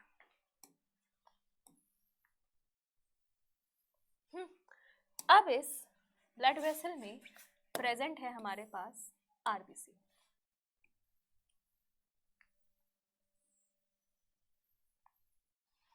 विजिबल है कलर, कलर में व्हाइट कलर से बना देती हूँ, उसको WBC पर मान लेना, आरबीसी है।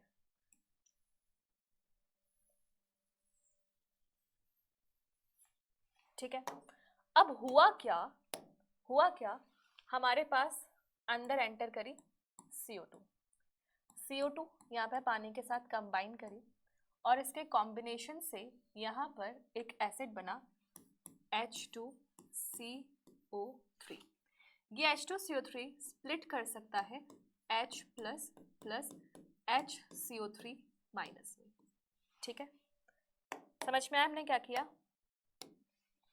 ये CO2 प्लस H2O कंबाइन किए, H2CO3 बना, H2CO3 H प्लस और HCO3 नेगेटिव में स्प्लिट हो गया। ये रिएक्शन कराने के लिए जो एंजाइम लगी, उस एंजाइम का नाम था कार्बनिक एनहाइड्रेज। ठीक है, कार्बनिक एनहाइड्रेज। नीट में इसकी लोकेशन पे भी सवाल आता है, तो इसकी लोकेशन ध्यान से सुनना, लोकेशन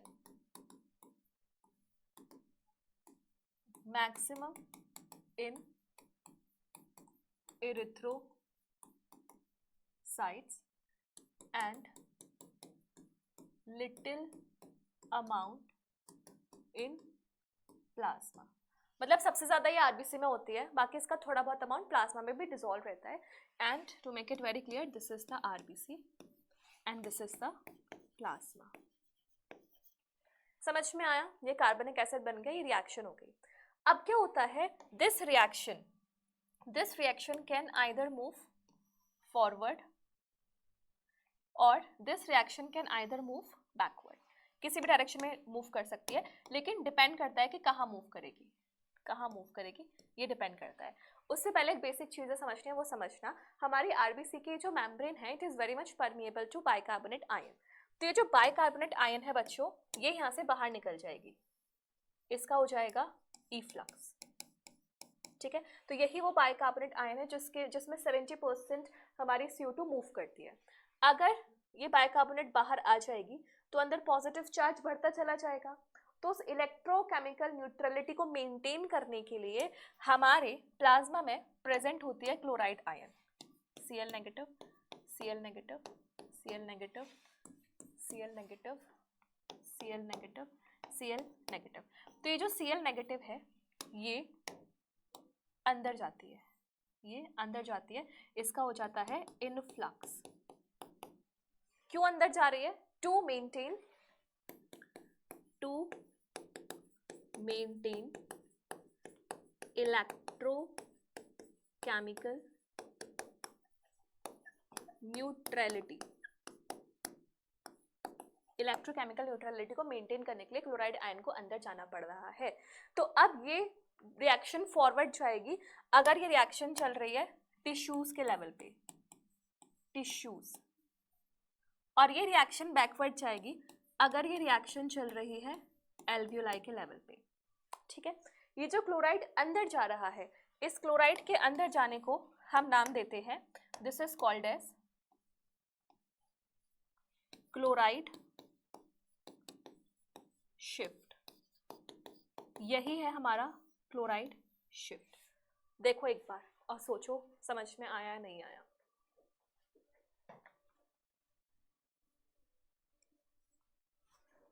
आया कि नहीं आया? सारी चीजें यहाँ पे मैंने क्लियर करी है। मैं बोल रही हूँ इसको डायग्राम से फील करना। हमारी एक ब्लड वेसल है जिसमें प्लाज्मा है और आरबीसी है।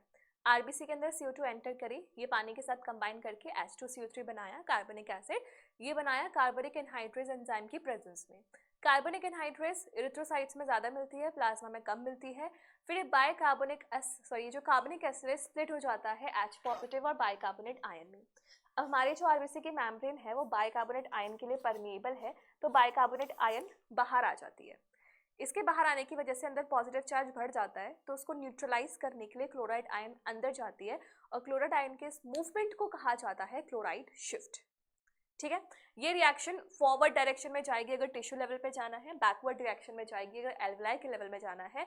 तो एनसीईआरटी का one of the most important paragraph is clear in front of you in the form of a diagram. इसे भूलना मत, इसका स्क्रीनशॉट ले लो।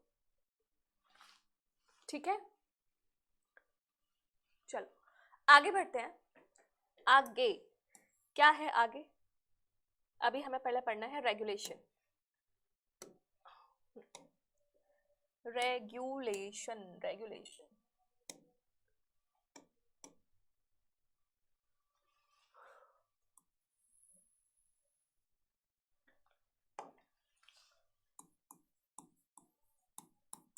Regulation of respiration. ठीक है, अब बहुत ही बेहतरीन तरीके से इस पर ध्यान देना, ज़्यादा पैराग्राफ मत पढ़ना, बस बातों से समझना मेरी क्या बोल रही हूँ।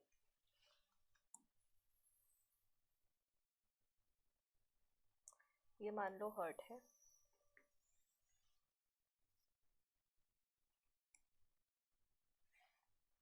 इसके ऊपर मेडुला,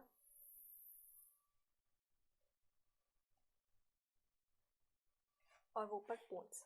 ठीक है, यहाँ पे we have pons, then we have medulla, and नीचे हम बात कर रहे हैं हर्ट की। ठीक है, अब हर जगह क्या क्या चीज़ें प्रेजेंट होती हैं उनको ध्यान देना है। तो सबसे पहले लेट्स टॉक अबाउट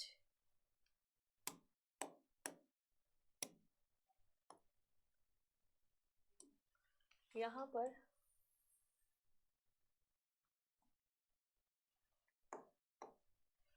कर दी वही बात। ठीक है, यहाँ पर प्रेजेंट है एक और एरिया, यहाँ पर एक और एरिया, और यहाँ पर प्रेजेंट है aortic arc, कैरोटिड आर्टरी। अभी हमने डिब्बे क्यों बनाए हैं? क्योंकि इन्हीं डिब्बों से सारा का सारा रेस्पिरेशन का रेगुलेशन समझ में आ जाएगा। सबसे पहले हमारे पोन्स में प्रेजेंट होता है न्यूमोटैक्सिक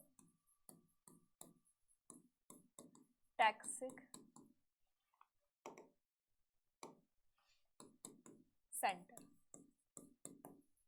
ठीक है, इसके बाद मेडुला में प्रेजेंट होता है रेस्पिरेटरी रिदम सेंटर। इसके साइड में प्रेजेंट होता है कीमो सेंसिटिव एरिया। हार्ट के लेवल पे हमें बात करनी है कैरोटिड आर्टरी, एंड इसके अलावा आयोटिक आर्क की। आयोटिक आर्क वो पोर्शन है जहाँ पे आयोटा ऐसे बेंड डाउन करता है, तो उसको आयोटिक आर्क बोलते हैं, ठीक है। इन दोनों के सरफेस पे कीमोरिसेप्टर्स लगे होते हैं, chemoreceptors.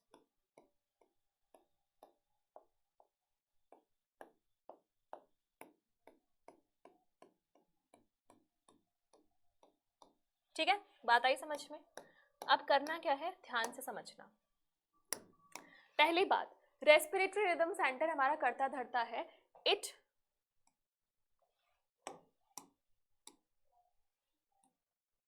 Makes necessary adjustments.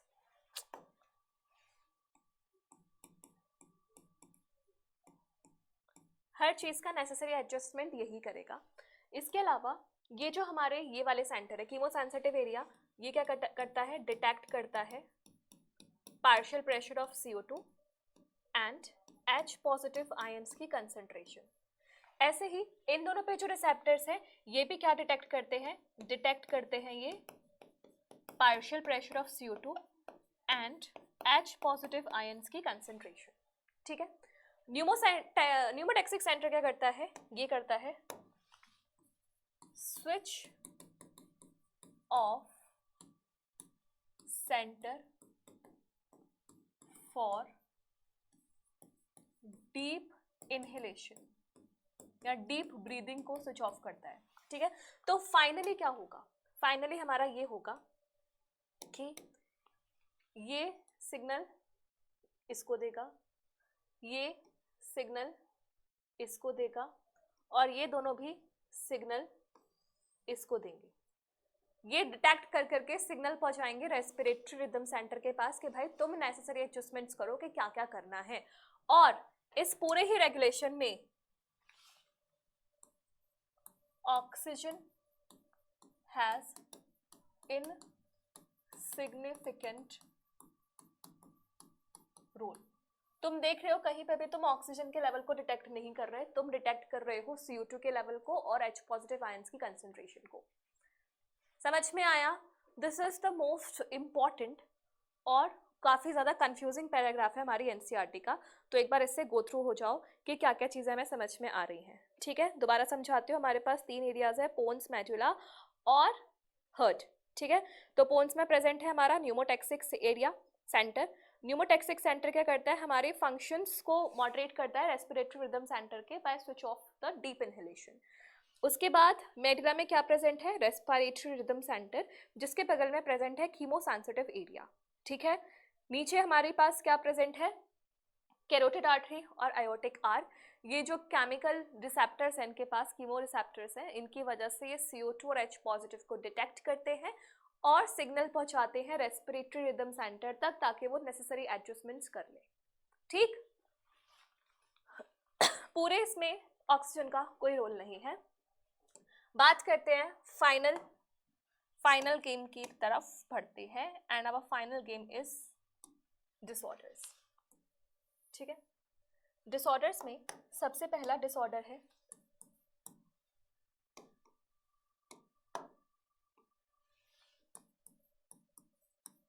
Asthma. क्या होता है अस्थमा में,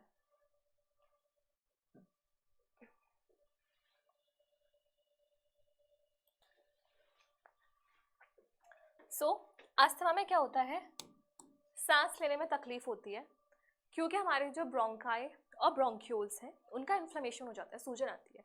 तो तुमने देखा होगा कि ये जो पेशेंट्स होते हैं वो एक स्प्रे इनहेलर यूज करते हैं, उस इनहेलर में क्या होता है, उसमें क्या ऑक्सीजन होती है, एक्स्ट्रा ऑक्सीजन दी जाती है। क्या होता है अस्थमा पेशेंट्स जो इनहेलर्स यूज करते हैं उसमें, ठीक है। बताओ मुझे, आंसर बताओ। पहली बात क्या होता है,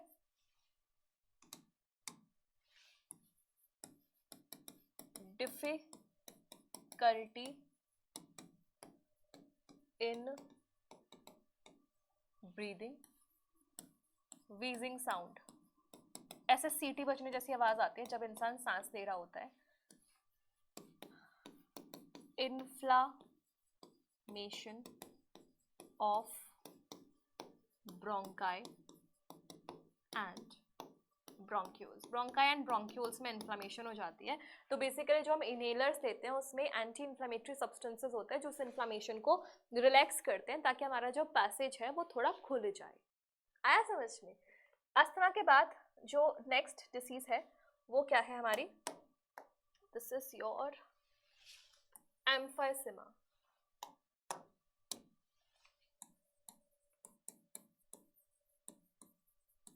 ठीक है, एम्फाइसेमा बेसिकली उन लोगों को होती है जो सिगरेट स्मोकिंग वगैरह करते हैं, क्योंकि इससे हमारी जो एल्विलाई की वॉल्स है डैमेज हो जाती हैं और वहाँ पर रेस्पिरेशन के लिए जो सरफेस एरिया है वो डिक्रीज हो जाता है।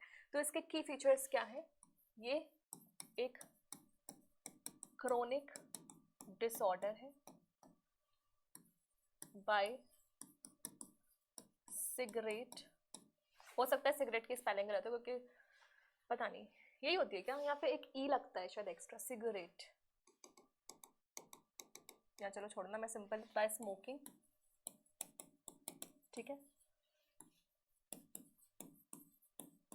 Reduction in alveolar surface area, surface area में आ जाता है हमारा रिडक्शन। उसके अलावा एक और बीमारी है, this is occupational respiratory disease, occupational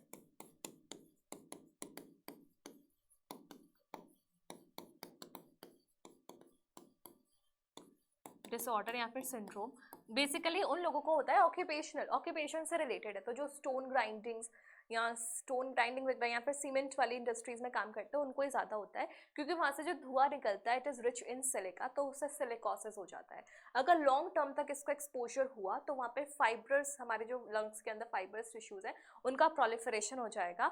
तो हमारे एल्विलाई की जो लेयर है, स्क्वेमस एपिथेलियम है, वहाँ पर फाइबर्स का डिपोजिशन हो जाएगा, जिसकी वजह से एक्सचेंज अफेक्टिवली नहीं होगा गैसेस का। तो वही डिफिकल्टी आएगी ब्रीदिंग वगैरह में, सांस में तकलीफ आएगी, आगे जाके कुछ भी सीवियरिटी आ सकती है। तो इसे कहा जाता है फिब्रोसिस। सो ये कहाँ होता है? persons involved in stone grinding or cement industries, long term exposure may cause proliferation of fibrous tissues, और इस चीज को क्या कहा जाता है? Fibrosis. This is your fibrosis. आई बात समझ में? हाँ, तो हमने पूरा का पूरा चैप्टर अच्छे से कवर अप कर लिया है। उम्मीद है कि तुम्हें चैप्टर अच्छे से समझ में आया होगा और तुम्हारे सारे डाउट्स क्लियर अप हो गए होंगे, है ना? सो अभी भी तुम्हारे मन में कोई डाउट बचता है, so you are most welcome and you are मतलब फ्री, तुम पूछ सकते हो। अरे हमारा थैंक यू कहाँ गया? You know thank you. तो कमेंट सेक्शन में अपने डाउट्स को बिल्कुल लिख देना, I will reply to all of your doubts. और कोई भी चीज़ आए, कोई भी परेशानी हो, टेंशन नहीं लेना है। आस्क योर बायो वाली मैम हमेशा सारस्वत, भाई मैं हूँ तो तुम्हें टेंशन लेने की ज़रूरत नहीं है। और अपनी मेहनत को बस स्ट्रॉन्ग बनाते रहो, क्योंकि नीट में सिलेक्शन हमें चाहिए। So this was all for today's lecture. Will meet you soon with most upcoming interesting lectures of biology. See you soon. Bye bye. Take care.